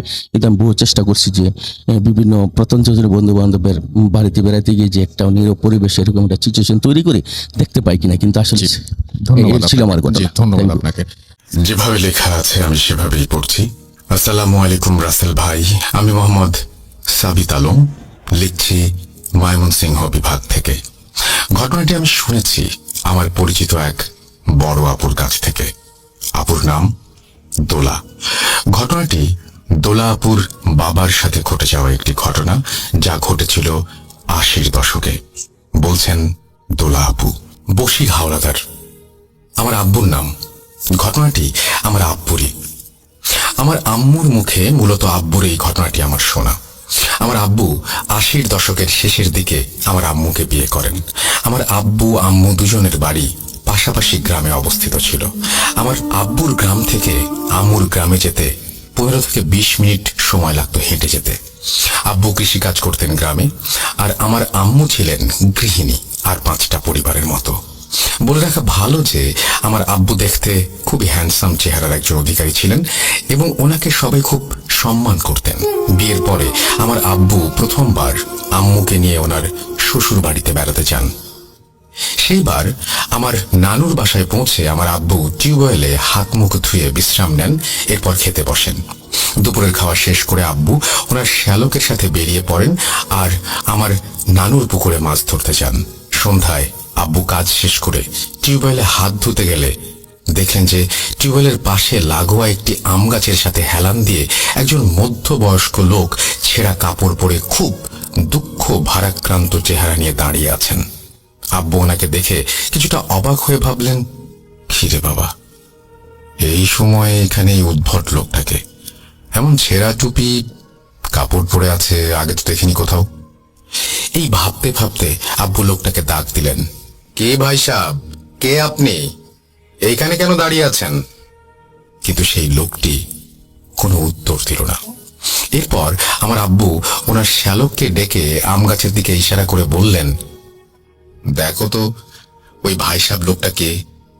আব্বুর শ্যালক অর্থাৎ আমার মামা এদিক ওদিক তাকিয়ে দেখলেন যে আম গাছের নিচে কেউ নেই। আমার মামা আব্বুকে বললেন, দুলাভাই কি কোন, কেউ তো নাই ওইখানে, ভুলভাল দেখছেন, চয়ন ঘরে যাই, মাছগুলা ঢাইলা কাটাকুটির কাজটা আগাই, এরপর রান্না হবে, আসেন আসেন। এই কথা বলে আমার মামা চলে আসতে গেলে আব্বু মামার হাত খপ করে ধরে বলেন, কিরে তুই কি অন্ধ, দেখোস না ওই যে লোকটা দাঁড়িয়ে আছে? আমার মামা কিছুটা বিরক্ত হয়ে আব্বুর হাত থেকে নিজের হাতটা ছাড়িয়ে কোনো কথা না বলে ঘরের ভেতর চলে গেলেন। এরপর আস্তে আস্তে আমার আব্বু আম গাছের কাছে গেলেন সেই লোকটিকে জানার জন্য। সেই লোকটি আব্বুর কাছে আসা দেখে আস্তে আস্তে আম গাছের পেছনে লুকিয়ে যেতে লাগলো। আর এরপর আব্বু আরেকটু কাছে গেলে আম গাছের ওপর থেকে একটি গম্ভীর পুরুষ কণ্ঠ ভেসে আসলো, আমার কলিজায় হাত দিয়েছিস, তোর কলিজা এবার আমি ছিঁড়ে খাবো, কিন্তু তোকে শুরুতেই মারবো না, তুই কষ্ট পাবি আর আমি দেখবো আস্তে আস্তে একেবারে শেষই মারবো। এই কথা শুনে আব্বু ভয়ে দৌড়ে এসে ঘরের ভেতর ঢুকে যান। কিন্তু উনি বাসার কাউকে এই বিষয়ে কিছু বলেন না, কারণ উনি ভেবেছিলেন যে এই কথা বললে বাসার সবাই ওনাকে ভীতু ভাবতে পারেন আর ওনাকে নিয়ে উপহাস করতে পারেন। নতুন জামাইয়ের এসব খবর গ্রামের লোকেরা জানলে নানান কথাও বলতে পারে। এসব ভেবে আব্বু আর কাউকে কিছু বলেননি। এতটুকু বলে দোলা আপু একটা দীর্ঘশ্বাস ফেলে বলেন, সেদিন রাতের পর থেকে 2টি পরিবারের জীবন বদলে যায়। শোনেন কিভাবে? সেদিন রাতের বেলায় আব্বু আর আম্মু ঘুমিয়েছিলেন নিজেদের বিছানায়। এমন সময় আব্বু ওনাদের ঘরে কারো হাঁটা চলার শব্দ শুনতে পান। আর কে রুমে হাঁটছে দেখবেন বলে হ্যারিকেনের আলোতে উনি বিছানা থেকে উঠতে যান। যেই উনি বিছানা থেকে উঠতে যাবেন তখনই ওনার গলায় হাত দিয়ে কেউ ওনাকে বিছানায় শুইয়ে দেয় আর ওনার গলা টিপে ধরে ওনার শ্বাস রোধ করতে থাকে। উনি ওনার মুখের ওপর কারো নিঃশ্বাস অনুভব করতে থাকেন। একই সময় উনি সেই মানুষের হাত ধরে বুঝতে পারেন এটা আমার আম্মুর হাত। আমার আম্মুর হাতের চুড়িগুলো উনি ধরেই বুঝতে পেরেছিলেন। আব্বুর দম প্রায় আটকে যাচ্ছিল। এমন সময় আব্বু কথা বলতে চাইলে আম্মু ফিসফিস করে বলে ওঠেন, "শ্শ্, কথা বলবি না। আমার কলিজা কোথায়? ফেরত দে, নইলে তোকে ছিঁড়ে খাবো।" আমার আম্মুর মুখে আব্বু এই কথা শুনে আম্মুকে জোরে একটা ধাক্কা দিয়ে ফেলে দেন আর নিজে মেঝেতে পড়ে যান। অনেকক্ষণ গলা টিপে রাখার ফলে আব্বুর শরীর অনেকটা আড়ষ্ট হয়ে গিয়েছিল। কিছুটা স্বাভাবিক হতেই উনি হ্যারিকেনের আলোতে দেখলেন আম্মু বিছানা থেকে 1 থেকে 2 হাত উপরে ভাসছেন। আর আব্বু ওনার রুমের এক কোনায় একটি কালো অবয়ব দেখতে পান। সেই অবয়বটা আব্বুকে আবার কিছু কথা বলছিল। কথাগুলো শুনে আব্বুর মনে হচ্ছিল যে কথাগুলো একই সাথে রুমের 4 কোণ থেকে ভেসে আসছে। কথাগুলো এমন ছিল, ফেরত দে, ফেরত দে, ফেরত দে, ফেরত দে, ওকে আমি নিয়ে যাব, নিয়ে যাব, যাবো যাবো যাবো, নিয়েই যাবো, আমার সন্তানকে আমি নিয়েই যাবো, নিয়েই যাবো। কথাগুলো যেন আমার আব্বুর কানে সুই ফোটানোর মতো করে বিচ্ছিল। আমার আব্বু তৎক্ষণাৎ 2 হাতে ওনার কান চেপে সজোরে আল্লাহ বলে চিৎকার দিয়ে অজ্ঞান হয়ে যান। এদিকে আব্বুর চিৎকার শুনে আমার মামারা আর বাসার সবাই আব্বুর ঘরের সামনে এসে দরজা ধাক্কা দিতে থাকেন। দরজার ভেতর থেকে তখন সবাই একটি আওয়াজ ভেসে আসতে শোনেন। আওয়াজটা ছিল, নরকের যন্ত্রণা দুনিয়ায় ভোগ করবি তোরা, আর তোদের বংশ আমি কাউকে ছাড়বো না। সবার জান কবজ করে আমি মালা গাঁথবো, মালা পরবো, আমার ছেলেকে পড়াবো। আমাকে তোরা চিনিস না, আমাকে তোরা চিনিস না, আমাকে তোরা চিনিস না। এসব কথা শুনে আমার মামারা মিলে দরজা ভেঙে ফেলেন আর হ্যারিকেন বাতি নিয়ে ভেতরে ঢুকে যা দেখেন তাতে সবার হুঁশ উড়ে গিয়েছিল। ওনারা দেখলেন আমার আব্বু আর আম্মুকে কোনো এক অবয়ব 2 হাতে ওনাদের গলায় ধরে মেঝে থেকে কিছুটা উপরে তুলে ধরে রেখেছে। এই দেখে আমার ছোট মামা দৌড়ে গিয়ে আমার আব্বু আম্মুকে ছাড়াবার চেষ্টা করলে সেই অবয়ব আমার আম্মু আব্বুকে ছেড়ে দিয়ে হাওয়ায় মিলিয়ে যায় আর আমার আম্মু আব্বু সহ আমার মামা মেঝেতে পড়ে যান। আমার আম্মু আব্বুকে সাহায্য করতে সবাই যখন ওনাদের কাছে যেতে লাগলেন তখনই আমার মামা মেঝেতে শুয়ে দাঁতে দাঁত চেপে কটকট শব্দ করতে লাগলেন আর খিচুনি গলায় হাসতে লাগলেন আর বলতে লাগলেন, আমার জমি জায়গা আমার, আমার সন্তান আমার, তোদের এত বড় সাহস কোথায় নিয়ে যাবি, কিভাবে নিবি? আমি আছি রাস্তায়, আমাকে দেখ, আমাকে দেখ, দেখ আমাকে, আমার চেহারা দেখে তোরা কি পারবি বেঁচে থাকতে? মামার এমন অদ্ভুত আচরণের ফলে সবাই কয়েক কদম পিছিয়ে যান। এদিকে সবার চিৎকার আর শোরগোলের ফলে গ্রামের আরো কয়েকটি পরিবার সাহায্য করার জন্য চলে আসে। ওনারা সবাই এসে দেখেন আমার ছোট মামা আমার আব্বুর বুকের ওপরে বসে আব্বুর বুকে হাত দিয়ে চেপে ধরে আছে আর হাসছে। যুবক বয়সী লোকেরা আমার আরো 2 মামার সাথে মিলে আমার ছোট মামাকে ধরে উঠিয়ে নিয়ে আসেন। এরপর আমার আব্বু আম্মু জ্ঞান ফেরানো হলে আমার আব্বু ওনাদের রাতের সব ঘটনা খুলে বলেন। আমার আব্বু আম্মুকে জিজ্ঞেস করলেন যে উনি কিভাবে শূন্যে ভেসেছিলেন আর কি হয়েছিল ওনার। উত্তরে আমার আম্মু বললেন যে আমার মনে হলো আমি কোনো এক অপরিচিত জায়গায় আছি, যেখানে আমি ভাসছি আর আমার গায়ে অসংখ্য মৌমাছি এসে বসে আছে আর ওরা আমার গায়ে শুল ফুটিয়ে দিচ্ছে। আমি ব্যথায় চিৎকার করছিলাম কিন্তু কেউ শুনতে পায়নি। এসব শুনে সবাই মিলে আমার মামার ঘরে গিয়ে দেখেন মামা বিছানায় শুয়ে আছেন আর মনে হচ্ছে যেন মামা খুব ক্লান্ত। ওনাকে যখন সবাই জিজ্ঞেস করলেন যে উনি কেন ওই সব কথা বলছিলেন তখন আমার মামা বললেন, দুলাভাইকে ধরে মেঝেতে নামাতে গেলে আমি আমার নাভির কাছে প্রচন্ড ব্যথা অনুভব করি আর বুকের ভেতর মনে হচ্ছিল কেউ হাত ঢুকিয়ে দিয়েছে আর সেই হাত মুঠো করে আমার বুকের ভেতরে সব জিনিসপত্র টিপে ধরেছে। আর আমি যখন ওসব বলছিলাম তখন আমার জ্ঞান ছিল, আমি বুঝতে পারছিলাম আমি খারাপ কিছু বলছি কিন্তু থামতে পারছিলাম না, থামাতে পারছিলাম না নিজেকে। আমার আব্বু আম্মু আমার মামার কথা শুনে সবাই সিদ্ধান্ত নেন ওনাদের ভোরবেলা গ্রামের মসজিদের ইমাম সাহেবের কাছে নিয়ে যাবেন, কিন্তু ওনাদের কারো অবস্থা মসজিদ পর্যন্ত যাবার মতো ছিল না। ভোরবেলা আমার নানু মসজিদে গিয়ে দেখেন ইমাম সাহেব ওনার ব্যক্তিগত কারণে ছুটি নিয়ে নিজের গ্রামে চলে গেছেন। তাই কোনো কুল কিনারা না পেয়ে মসজিদ থেকে অন্য এক হুজুর নিয়ে আসেন আমার নানু। হুজুর বাসায় ঢোকার সময় মুরগির খোপের সামনে দাঁড়িয়ে আঁতকে উঠে বলেন, ইয়া আল্লাহ, মাবুদ, রক্ষা করো। এই বলে উনি দৌড়ে মসজিদের দিকে চলে যান। আমার নানু ওনার পেছন পেছন দৌড়ে যাচ্ছিলেন আর ওনাকে ডেকে জিজ্ঞেস করছিলেন, হুজুর কি হলো, কোথায় যান, কি হলো হুজুর? আমার নানুর কথা শুনে হুজুর রাস্তায় আস্তে আস্তে দাঁড়ালেন আর নানুকে বললেন, শয়তান, ইবলিশের বংশ এটা, আমাকে ডাকবেন না, দোহাই লাগে। এই চেহারা দেখে আমার সাহস মরে গেছে। আল্লাহর ওয়াস্তে আমাকে ডাকবেন না, আমি নিরুপায়। আমি এসব কাজ চাই না, মাফ করবেন আমাকে। এরপর আমার নানু হুজুরকে কিছু জিজ্ঞেস করবার আগেই হুজুর দৌড়ে মসজিদের দিকে চলে যান। আমার নানু বাসায় ফিরে সবাইকে ঘটনাটা জানান আর সকালবেলা ওঝা আর কবিরাজের সন্ধানে যাবেন বলে ঠিক করেন। সকালবেলা নানুর সাথে গ্রামের আরো 2-1 লোক মিলে 2 থেকে 3 গ্রাম পরে একজন ওঝাকে ডেকে নিয়ে আসেন। ওঝার পরনে সাদা লুঙ্গি আর গলায় একটা গামছা ছিল, হাতে এক বদনা পানি আর একটা ঝোলা নিয়ে উনি এসেছিলেন আমাদের নানুর বাড়িতে। ওঝা মেঝেতে দাঁড়িয়ে মুরগির খোপের দিকে তাকিয়ে একটা পাখির খাঁচা দেখে জিজ্ঞেস করেন, এই পাখিটাকে কে ধরে এনেছে? সেই নরপিশাচকে আমার সামনে হাজির কর তোরা। এরপর আমার আব্বু উঠে এসে বললেন, কবিরাজ সাহেব, পাখিটা আমি আনছি।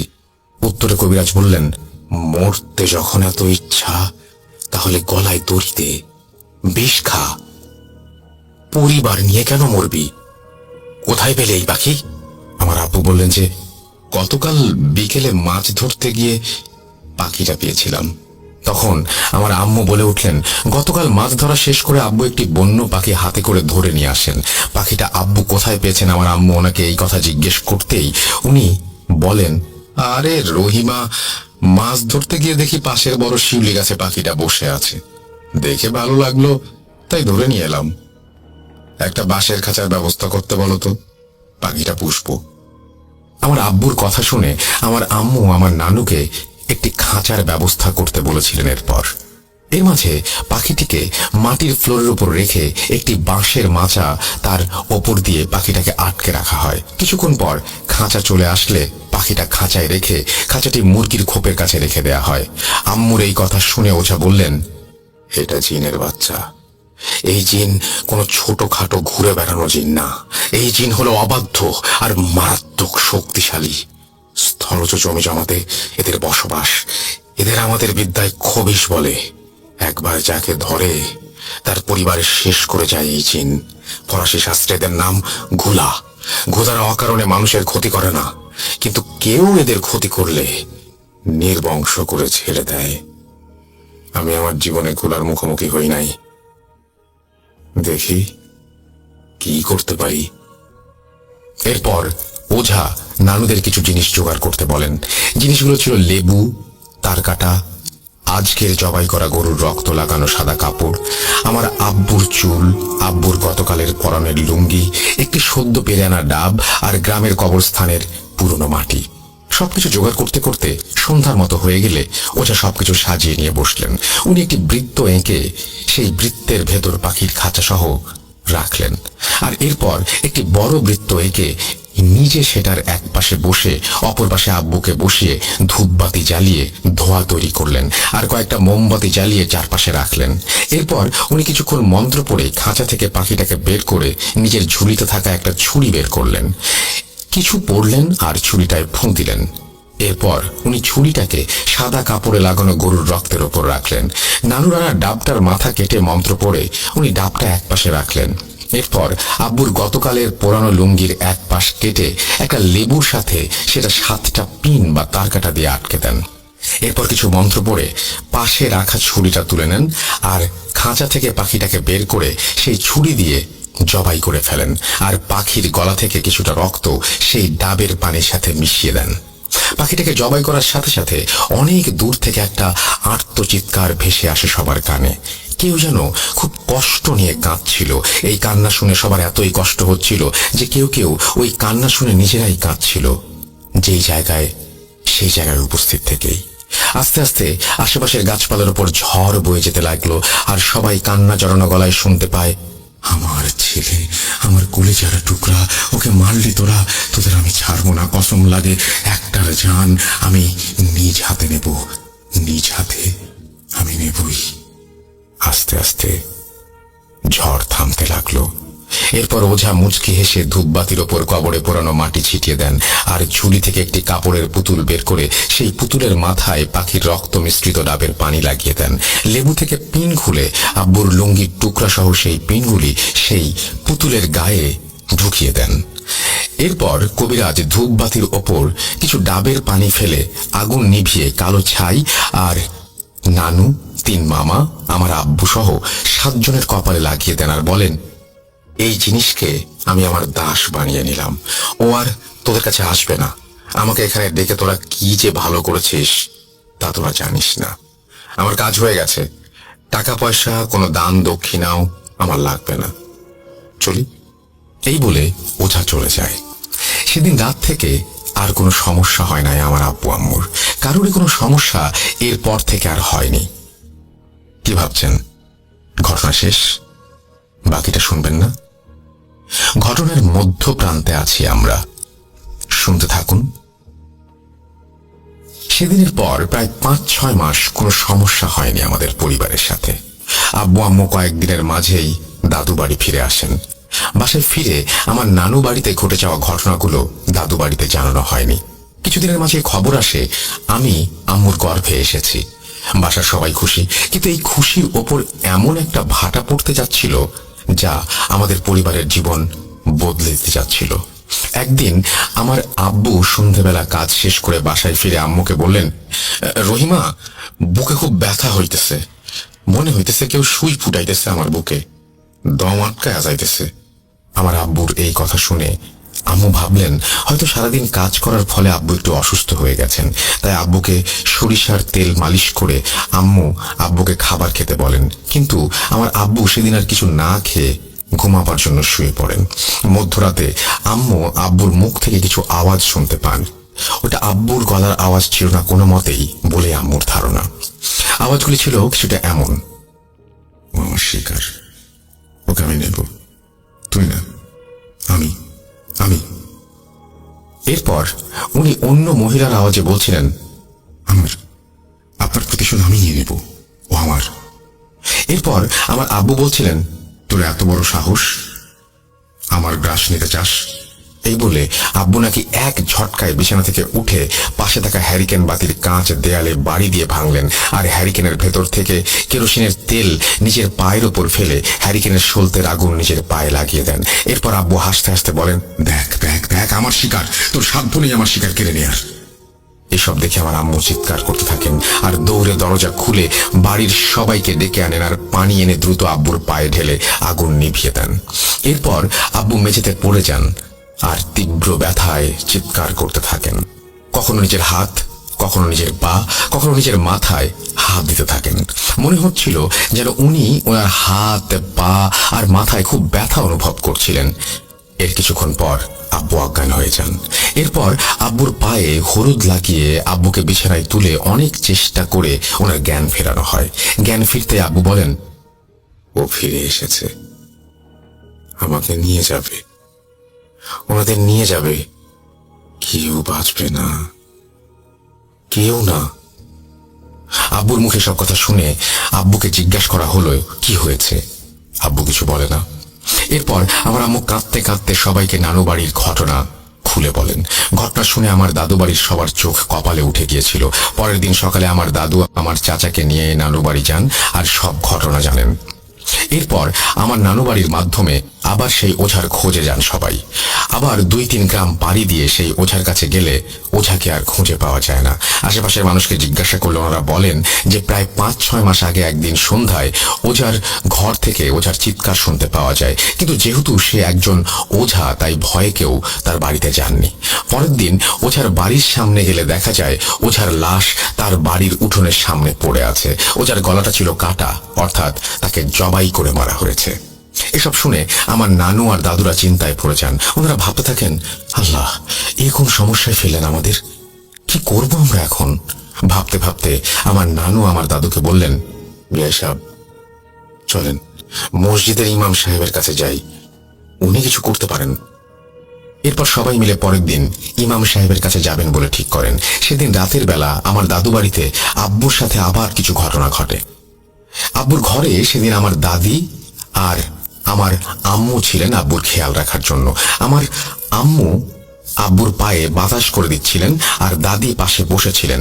রাত বাড়তেই আব্বু হঠাৎ হাসতে শুরু করলেন আর উঠে আম্মুর কানের কাছে কিছু একটা বললেন, যা, ওকে পরেই নেব, আগে বাকিদের নেই, তারপর ওই শয়তানের কাছ থেকে নিয়ে যাব। আমাকে দেয়া কাজ আমি করবই, 2-3 মাস আছে আর দিন গুনতে থাক।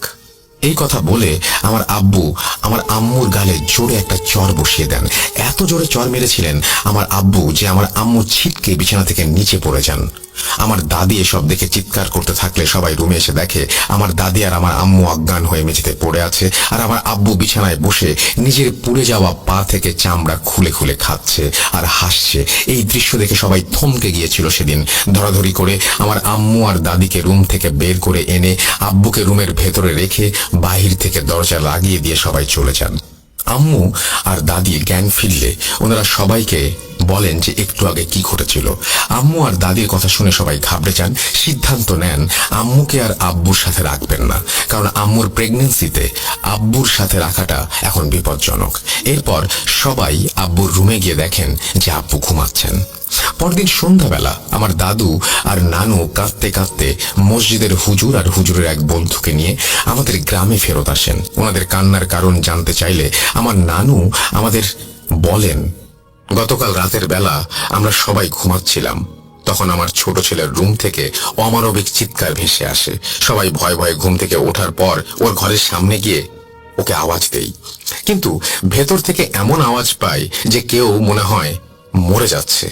পরে দরজা ভেঙে ঢুকে দেখি আমার ছেলেকেও জবাই করে মাটিতে ফেলে রেখেছে। আরো কষ্ট পেয়ে মরেছিল তখন। আমি এখন কি করব? কি হবে আমাদের? গ্রামের মানুষের এই লাশ কি দেখানো যাবে?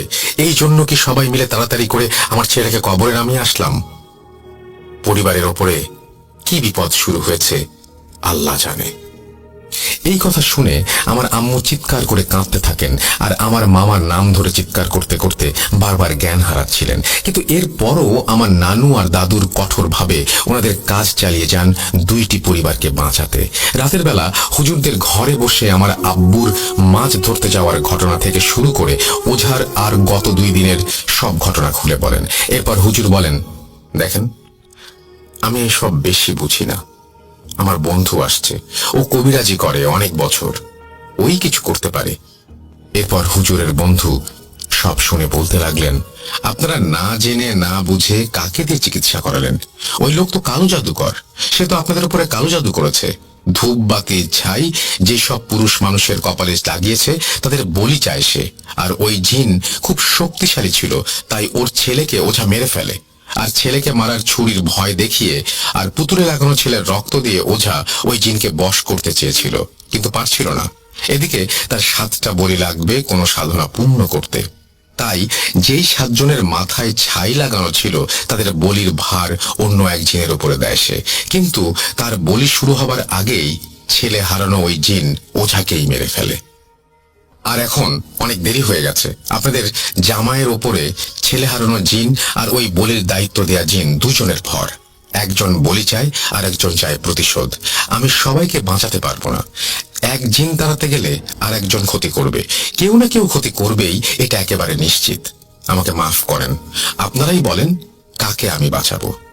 হুজুরের বন্ধুর কথা শুনে 2 পরিবারের সবাই কোনো কুল কিনারা পাচ্ছিল না।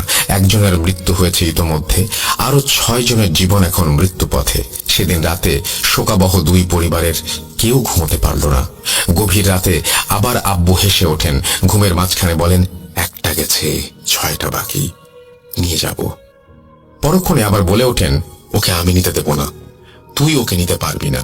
এই সব বলে আমার আব্বু বিছানায় বসে পড়েন, আর হ্যারিকেনের আলোতে সবাই দেখতে পান যে আমার আব্বুর চোখের দুই মণি বিপরীত দিকে সরে গেছে, অর্থাৎ ডান চোখের মণি ডান কানের দিকে চলে গেছে এবং বাম চোখের মণি বাম কানের দিকে। এই দেখে সবাই ভয় পেয়ে সেখান থেকে উঠে পড়েন। এরপর সবাই দেখলেন আমার আব্বুর মুখ থেকে ওনার দাঁত খসে পড়ছিল এক এক করে। এসব দেখে আমার নানু আর স্থির থাকতে পারলেন না। উনি হুজুরদের ঘরে গিয়ে ওনাদের বললেন, আমার মেয়ের জামাইকে বাঁচান, আমার মেয়ে গর্ভবতী, বাচ্চাটার জন্য ওকে বাঁচান। নানুর এই কাকুতি মিনতি শুনে হুজুর বললেন, আপনার মেয়ে জামাইকে বাঁচানো সব থেকে কঠিন, ওকে বাঁচানো যাবে কিনা নিশ্চিত করে বলতে পারছি না। এই কথা শুনে আমার নানুর আকুল অনুরোধে আগামীকাল কাজ করতে বসবেন বলে জানান হুজুররা।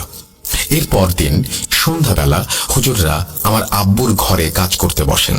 হুজুরদের জিজ্ঞাসা করা হয় যে কেন সকালবেলা বসছেন না ওনারা, সন্ধ্যাতেই কেন? ওনারা উত্তর দেন, ফজরের পরের সময় মানুষের আর মাগরিবের পরের সময় জিনদের, তাই জিনদের ওই সময়েই বন্দি করতে হয় যদি করতে পারি।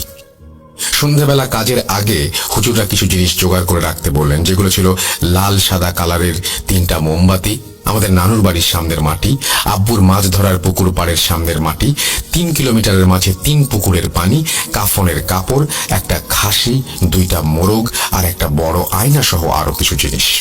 সবকিছু আনা হলে সন্ধ্যায় হুজুররা আব্বুকে নিয়ে বসলেন। আব্বুর নাকের নিচে হুজুরের সুগন্ধি আতর লাগিয়ে দেন আর বলেন, জিনেরা সুগন্ধি পছন্দ করে, তাই এই আতর লাগানো, এতে হাজির হবার সম্ভাবনা বেশি থাকে। এরপর হুজুরেরা 3 বার একটি আয়াত উচ্চারণ করেন। আয়াত উচ্চারণের পরে সাদা, লাল, কালো মোমবাতি একে একে জ্বালান। এরপর বললেন, বশির হাওলাদারকে যে 2 জন পেরেশান করেছে তাদের 2 জনকে আমার সামনে ডাকছি, যেখানেই থাকেন আপনারা চলে আসুন আর আমাদের সালাম গ্রহণ করুন, আসসালামু আলাইকুম। এরপর হুজুরেরা একটি সাদা কাগজে কিছু একটা লিখে জিকির করতে থাকেন। কিছুক্ষণ পর ঘরের ভেতরের জিনিসগুলো মনে হচ্ছে ভাঙতে শুরু করলো, আর ঘরের দরজা প্রবল বাতাসে বাড়ি খেতে লাগলো প্রচন্ড শব্দে। এরপর হুজুররা আব্বুকে প্রশ্ন করলেন, বল, কি চাস তোরা? এরপর আমার আব্বু হাত পা ছড়াছড়ি করতে লাগলেন আর বলতে লাগলেন, তুই কেন এসেছিস? এটা আমার শিকার। পরক্ষণে আবার বলতে লাগলেন, আমাকে ওর বলি নিয়ে যেতে হবে, ও আমার শিকার। এরপর নানাভাবে আব্বু বলছিলেন, না না না না আমার। এরকম বাকযুদ্ধ চলছিল। মনে হচ্ছিল আব্বু নিজেই যেন নিজের সাথে ঝগড়া করছেন। এরপর হুজুররা আব্বুকে ধমক দিয়ে বলেন, তোরা কি চাস বলবি নাকি বন্দি করব? তখন আব্বু বলে উঠলেন, আমার প্রতিশোধ চাই। পরক্ষণে আবার বলে ওঠেন, আমার বলি চাই। এরপর হুজুররা বললেন, দেখ, তোরা যা চাচ্ছিস তা হবে না, শুধু শুধু এই মানুষটাকে কষ্ট দিবি না, ওর পা পুড়িয়েছিস কেন, করব বন্দি? এরপর আব্বু বললেন, আব্দুল হুজুর আর রফিক কবিরাজ, তোদের 2 জনের নারী নক্ষত্র সব আমি জানি, নাক গলাস না, মরবি। তোদের মসজিদ থেকে আরেকজন আসছিল না, ওকে জিজ্ঞেস করিস আমি কে। ও তো ভয়ে পালিয়ে গিয়েছিল, তোদের কিন্তু পালানোর সুযোগ দিব না। এই কথা শুনে হুজুরা সহ উপস্থিত সবাই ভয় পেয়ে যান, কিন্তু ভয় সামলে হুজুরা বলেন, তোরা কি যাবি নাকি বন্দি করব? এরপর আব্বু বলেন, না, পারলে কর, দেখি তোর কত ক্ষমতা। এই কথা বলার পরেই আব্বুর 2 চোখের মনি আবার 2 পাশে চলে যায়। আব্বু হাসতে হাসতে বলেন, তোরা 2 জন হুজুর ওকে বাঁচাবি? এই বলে আব্বু কাঁদতে লাগলেন আর বললেন, কোথায় ছিলি যখন আমার ছেলেকে ওরা জবাই করলো? কোথায় ছিলি? এখন আর লাভ নেই, আজ হোক কাল হোক নিয়ে যাব। আব্বুর এই অবস্থা দেখে সবাই ভয়ে একেবারে চুপসে যাচ্ছিল। এরপর হুজুরা নানুকে সেই বড় আয়নাটা আনতে বললেন। আমার নানু আর দাদু আয়নাটাকে একটি কাপড় দিয়ে ঢেকে আনলেন আর আমার আব্বুর সামনে রাখলেন। হুজুররা কাপড়টা একটু সরিয়ে কাপড়ের ভেতর দিকে আয়নায় অনেক কিছু লেখালেন আর আব্বুর দিকে আয়না ফিরিয়ে দিয়ে কাপড় সরিয়ে দিলেন। এরপর আগে থেকেই আনা পুকুরের পানি আর মাটি একত্রে মিশিয়ে আব্বুর চারপাশে একটা বৃত্ত এঁকে দেন আর এরপর আব্বুকে বলেন আয়নার দিকে তাকাতে। আব্বু কিছুতেই তাকাতে চাচ্ছিল না আয়নার দিকে, তাই হুজুররা একটা লাঠি দিয়ে আব্বুকে আঘাত করলেন। এরপর আব্বু হঠাৎ চোখ খুলে আয়নায় নিজেকে দেখে মাটিতে বসে চরম কষ্টে দাপাদাপি করতে লাগলেন। এমন ভাবে দাপাদাপি করছিলেন মনে হচ্ছিল কোনো মাছকে পানি থেকে তুলে এনে মাটির উপরে রাখা হয়েছে। এর কিছুক্ষণ পর আব্বু হাত পা মোচড়াতে মোচড়াতে অজ্ঞান হয়ে যান, আর হুজুরেরা দোয়া পড়া থামিয়ে আব্বুর হাতে একটা তাবিজ বেঁধে দেন। এরপর ওনারা মাটি দিয়ে আঁকা বৃত্তের এক কোণা খুলে দেন। হুজুরেরা বলেন, বলে দেওয়ার দায়িত্বে থাকা জিনটা আপনার জামাইকে কিছু করতে পারবে না, কিন্তু বাকি যাদের মাথায় ছাই লাগানো হয়েছিল তাদের কথা বলতে পারছি না। আর ছেলে হারানো জিনটাকে আটকাতে পারছি না, ও খুব শক্তিশালী। আয়নায় যে আয়াত লিখেছি এর থেকে বড় কোনো কাজ আমাদের জানা নেই। মাফ করবেন, আমাদের জ্ঞান এর থেকে বেশি নয়। তাবিজের জন্য হয়তো বেশি সমস্যা করতে পারবে না, কিছুই তেমন করতে পারবে না। আর এই আয়না এমন জায়গায় পুঁতে রাখবেন যেন কেউ না পায়। আয়নায় পুরোপুরি বন্দি না করতে পারলেও সেই বলির জিন এই আয়নার আয়াতের ওপর নিজেকে রেখে দুর্বল হয়েছে, তাই জামাইকে ছেড়ে চলে গেছে। এই আয়না লেখা আয়াতে সে দুর্বল হলেও নির্মূল হয়নি। যদি এই আয়না কেউ ব্যবহার করে তবে তাকে বাঁচানো সম্ভব হবে না। আর খাসি আর মুরগি জবাই করে গ্রামের মানুষকে খাওয়াবেন, সদকা দিবেন, দোয়া কালাম পড়বেন, বাকি আল্লাহর ইচ্ছা। এই বলে সেদিন রাতেই হুজুরেরা আমাদের বাসা ত্যাগ করেন। হুজুরের কথা মতো আয়না কোনো এক জায়গাতে পুঁতে রাখা হয়, গ্রামের গরিব দুঃখীদের খাওয়ানো হয়, আর হুজুরও দেখানো হয়, কিন্তু সব শুনে কেউ কাজ করতে রাজি হননি। এরপর 2-3 মাস কেটে যায়। আমার নানু 2 মামা 2-3 মাসের মধ্যে মারা যান। আমার নানু মাঠে কাজ করার সময় হঠাৎ বুকে হাত দিয়ে প্রচন্ড ব্যথায় কাঁতরাতে কাঁতরাতে মাঠে পড়েই মারা যান।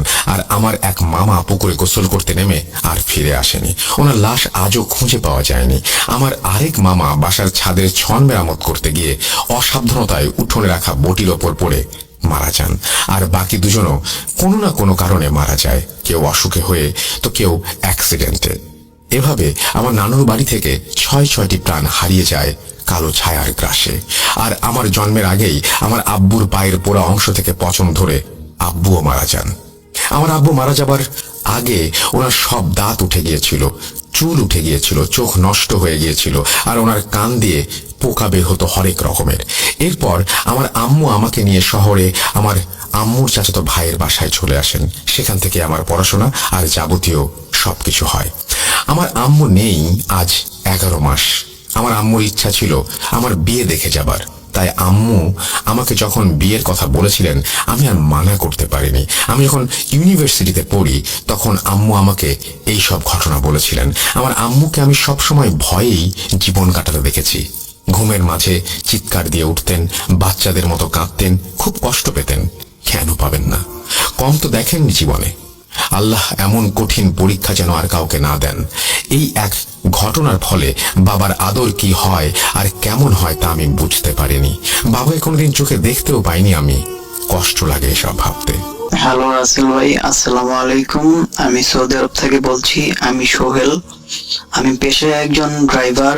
যাই হোক, কথা না বাড়িয়ে আমি আমার ঘটনায় চলে যাই।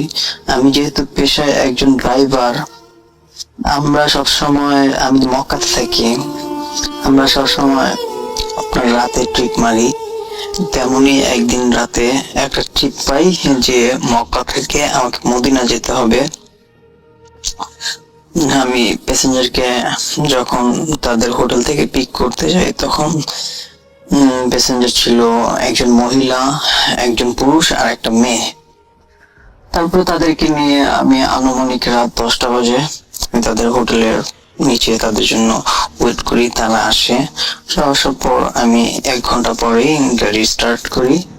আমি যাই আস্তে আস্তে। যখন আমি মক্কা পাস করে আমি যখন মদিনার উদ্দেশ্যে যাই, আনুমানিক 1 ঘন্টা চলার পর আমি একটা গাড়িকে কতক্ষণ ধরে ফলো করতেছি যে আমার পিছনে একটা গাড়ি সবসময় আমার পিছনে আসতেছে, কিন্তু সে সামনে যেতেছে না। আর আপনারা হয়তো অনেকেই জানেন যে সৌদি আরবের রোড গুলাতে স্পিড একটু বেশি। মূলত ছোট গাড়িগুলা 140, 130 আর বড় গাড়িগুলো 120। আমি সবসময় রাতের বেলা এত হাই স্পিডে গাড়ি চালাই না। আমার টপ স্পিড তখন ছিল 100, 120 এরকমই। আমি আস্তে আস্তে চলতেছি, আর পাশে যারা যাদের তারা আছে তারা ওভার স্পিডে চলে যেতেছে। আমি অনেকক্ষণ ধরে খেয়াল করতেছি যে আমার পিছনে একটা গাড়ি আমাকে ফলো করতেছে। ফলো না বলতে যে আমার পিছন পিছন আসতেছে। আমি বারে বারে দেখতেছি, আর আমার তখন যাত্রীর মধ্যে মেয়েটা শুধু সজাগ ছিল আর তারা দুজন ঘুমাইছিল। আমার পাশেই ভদ্রলোক ছিল আর পিছনে মেয়ে আর মেয়ের মা। তারপরে আমি অনেকক্ষণ ধরে দেখতেছি, যেহেতু গাড়িটা আমার পিছনে আসতেছে, আমি সন্দেহ বসে ভাবতেছি যে হয়তো কোনো ডাকাত হইতে পারে। এই কারণে আমি ভাবতেছি যে সামনে একটা স্টেশন পাইলে ওইখানে গাড়ি একটু ওয়েট করব, একটু হাত মুখ ধোবো, একটু ফ্রেশ হব। তারপরে আমি চলতে চলতে আমার দেখতেছি গাড়িটা আমার পিছন পিছন আসতেছে। তারপরে আমি একটা জায়গায় গাড়িটা রাখার পর ওনারা সবাই উঠে হাত মুখ ধুই। আর আমার স্মোক করার নেশা ছিল, স্মোক করতাম। তাই ওইখানে আধা ঘন্টার মতো একটু রেস্ট নেই। আধা ঘন্টার মতো রেস্ট নেওয়ার পরে গাড়ি আবার স্টার্ট করি। তারপরে গাড়ি ছাড়ার পর আমি 1 ঘন্টা পাস হওয়ার পরই আমি আবার দেখি যে পিছনে সেম গাড়িটা। তারপরে সেম গাড়ি, যেহেতু আমি একটু ভয়ে ভয়ে আছি, আবার ভাবতে পারি যে কি গাড়িটা দেখলাম তখন চলে গেছে, এখন আবার গাড়িটা এখানে, মানে বুঝতে পারলাম না কি ঘটতেছে। তারপরে আমার পিছনের মেয়েটা আবার আমার তখন জিজ্ঞেস করছিল, যখন উঠে এসছে তখন সে আমাকে জিজ্ঞেস করছিল যে আমাদের পিছনে একটা গাড়ি ছিল, কতক্ষণ পর পরে আসতেছে এটা দেখার জন্য। তারপরে আমি আর কোনো কিছু বলি না, আমি আস্তে আস্তে টানতেছি, দেখি গাড়িটা আস্তে আস্তে টানতেছে। হঠাৎ করে গাড়িটা অনেক স্পিডে আমাকে ক্রস করে, যতটুকু দেখতে পারলাম আমাকে ক্রস করার সাথে সাথে গাড়িটা একটু সামনে 400-500 ফিট দূরে গিয়ে গাড়িটা ক্রাশ করলো। ক্রাশ করে আপনার বাম সাইডে একদম আইল্যান্ডের দিশে গাড়িটা রাস্তা থেকে নিচে পড়ে গেল। তারপর আমি দূর থেকে যেহেতু দেখতেছি, আমিও তখন আস্তে স্লো করে আসতেছি, কিন্তু আমি যে দেখি যে ওখানে কোনো গাড়ি নাই। আমি হঠাৎ করে অবাক হয়ে যাই যে গাড়িটা কোথায় গেল। তারপরে আমি আর তখন কোনো কিছু ভাবি না, হয়তো এটা আমার চোখের ভুল। রাত আনুমানিক তখন 3টা বাজে। তারপরে আমরা যখন একটু সামনে যাই ক্রস করি, তখন কোনো কিছু হয় না। হঠাৎ করে যখন দেখি সামনে কিছু মানুষ আপনার ধূপ সীমা, মানে পাগড়ি আর জুব্বা পরে দাঁড়াইছে, মানে হেল্প, মানে যতটুকু বুঝতে পারলাম তারা হেল্প চাইতেছে। আর এই মরুভূমিতে তাদের পাশে কোনো গাড়িও নাই যে তারা হেল্প চাবে, এটা আমার কাছে খুব অস্বাভাবিক লাগে। তারপরে আমি আর তাদেরকে কোনো হেল্প করি না, আমি সোজা গাড়ি টান দিয়ে আমি আমার গন্তব্যে পৌঁছে যাই। গন্তব্যে পৌঁছে যাওয়ার পর আমি যখন আমার এক ভাইয়ের কাছে, উনি এই রোডে অনেকদিন ধরে গাড়ি চালায়, ওনাকে আমি ব্যাপারটা সবকিছু বলি। তারপর উনি বলে যে তুমি বাইচে আসছো, আসলে ওই রোডে একটু সমস্যা হয় আর কি। আর এই ঘটনার নাকি সবার সাথেই ঘটে, যে কোনো এক সময় নাকি একটা পুরো সৌদি পরিবার, তারা কতগুলা, মানে কোনো মহিলা মেম্বার ছিল না, সবাই ছেলেরাই ছিল, তারা অ্যাক্সিডেন্ট করে তারা যে কয়জন ছিল, 4জন না 5জন ছিল সেটা আমার মনে নাই, কিন্তু আমি যখন দেখছি 3 জনকে দেখছি, তারা নাকি স্পট ডেট হয়ে মারা যায়, কোনোভাবে ক্র্যাশ করে। তাদেরকে নাকি অনেক সময় রাস্তায় দেখা যায়। এই ছিল আমার ঘটনা। আসসালামু আলাইকুম রাসেল ভাই, আশা করি ভালো আছেন, কারণ আপনি সবসময় ভালোর দলেই থাকেন। আমার নাম মোহাম্মদ আলামিন, আমার বাসা শরীয়তপুরের জাজিরা গাজীরহাটের ক্লাব মোড়ে। ঘটনাটা ঘটে আজ থেকে 2 বছর আগে। তখন আমি নড়িয়া থেকে কাজ শিখতাম। ওই জায়গায় যাওয়ার পরে আমরা এই 5 জন বন্ধু বান্ধব মিলে একদিন বাজারে যাই। বাজারে যাওয়ার পরে ওই জায়গা থেকে আসার সময় দেখি একটা বাজারের পাশে একটা কলার বাগান, বিশাল বড়। ওই জায়গায় কলার বাগানের সাইড দিয়ে একটা পাকা রাস্তা, ওই রাস্তা ধরে আমরা চলে আসি যে জায়গায় আমরা থাকতাম। ওই জায়গায় আমরা অনেক কলা দেখে বন্ধু বান্ধবরা আমি বুদ্ধি করলাম যে আজ রাতে কলা কেটে আনবো। যে কথা সেই কাজ। রাত্রি যখন 10টা 11টা বাজে, তখন আমরা কলা কাটার উদ্দেশ্যে চলে যায়। কলার বাগানের বাইরে ছোট ছোট কলা দেখে ভাবলাম যে ভিতরে হয়তো আরো অনেক বড় বড় কলা পাওয়া যাবে, তাহলে ভিতরে থেকেই কাইটটা আনা যাবে। এই কারণে আমরা ভিতরের দিকে যাই 5 জনই। 5 জন ভিতরে যাওয়ার পরে, কিছু দূর ভিতরে যাওয়ার পরে আমাদের চোখ পড়ে সামনেই একটা চিতা খোলা ছিল। আমরা সেটা জানতাম না যে কলার বাগানের ভিতরে চিতা খোলা আছে। ওই জায়গায় আমরা একটা অবয়বের মতো দেখতে পাই, যেটা দেখার জন্য আমরা প্রস্তুত ছিলাম না। ওটা ছিল পুরাই কুচকুচে কালো, তার চোখ দুটো ছিল অসম্ভব লাল। আমাদের থেকে 2-3 ফুট লম্বা বেশি হবে এরকম একটা অবয়ব।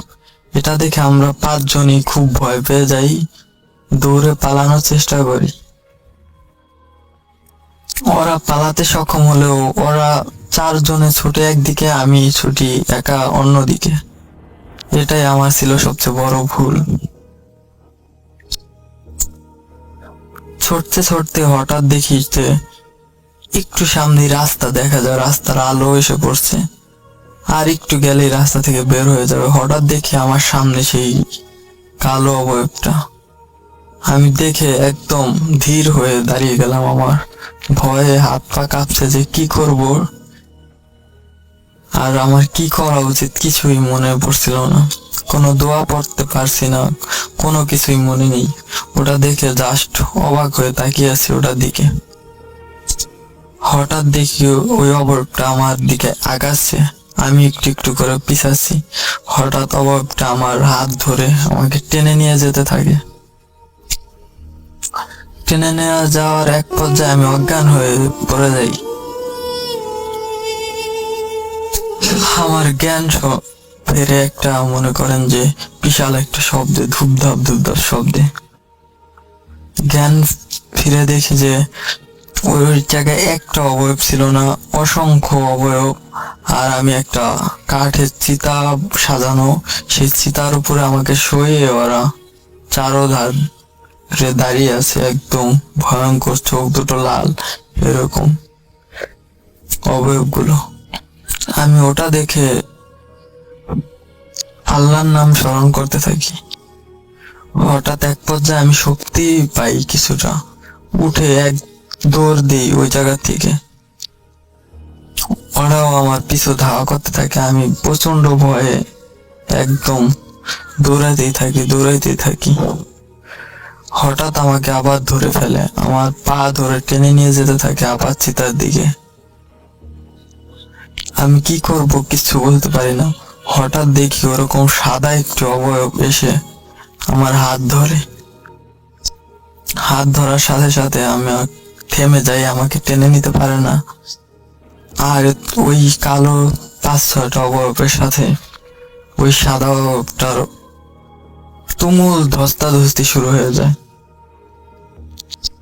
এক পর্যায়ে দেখা যায় যে ওই সাদা অবয়বটিকে 5-6 জনে মিলে একদম 5-6 জনের সাথে ওটা পেরে ওঠে না।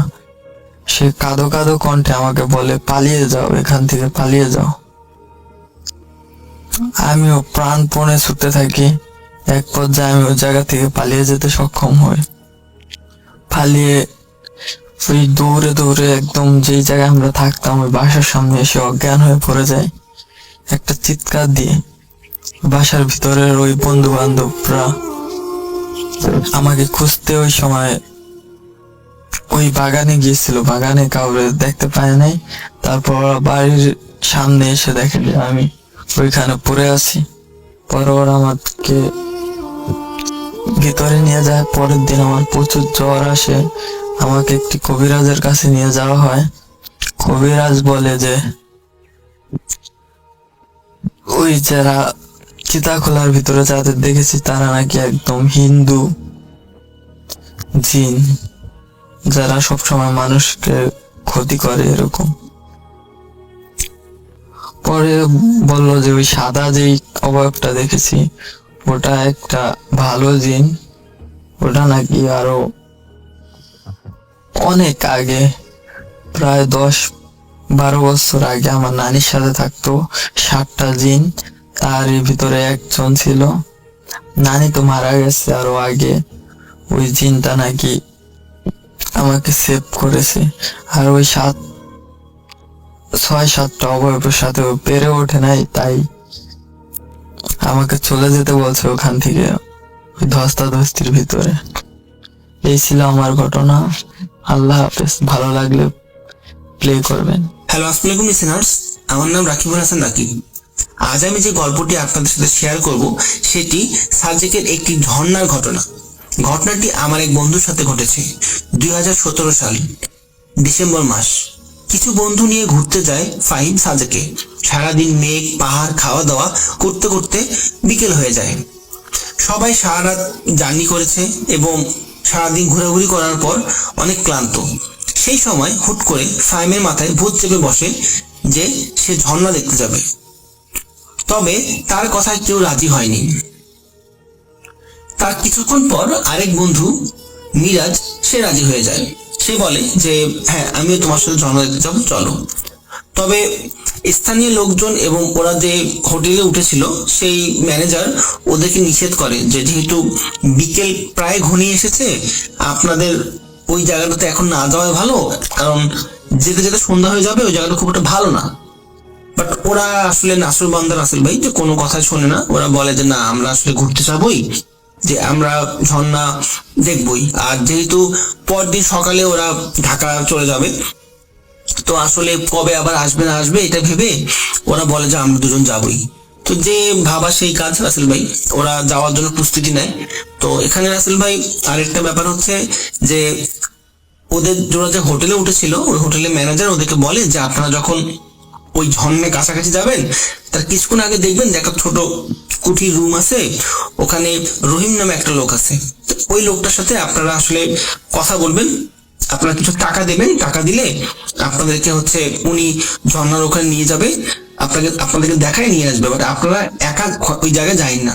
তো ওরা বললে ঠিক আছে, কোনো সমস্যা নেই, আমরা যাবো।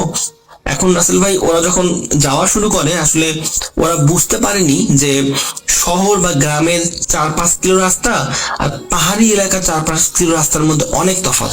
কারণ রাসেল ভাই ওই দিন রাতে অনেক বৃষ্টি হয় সাজেকে।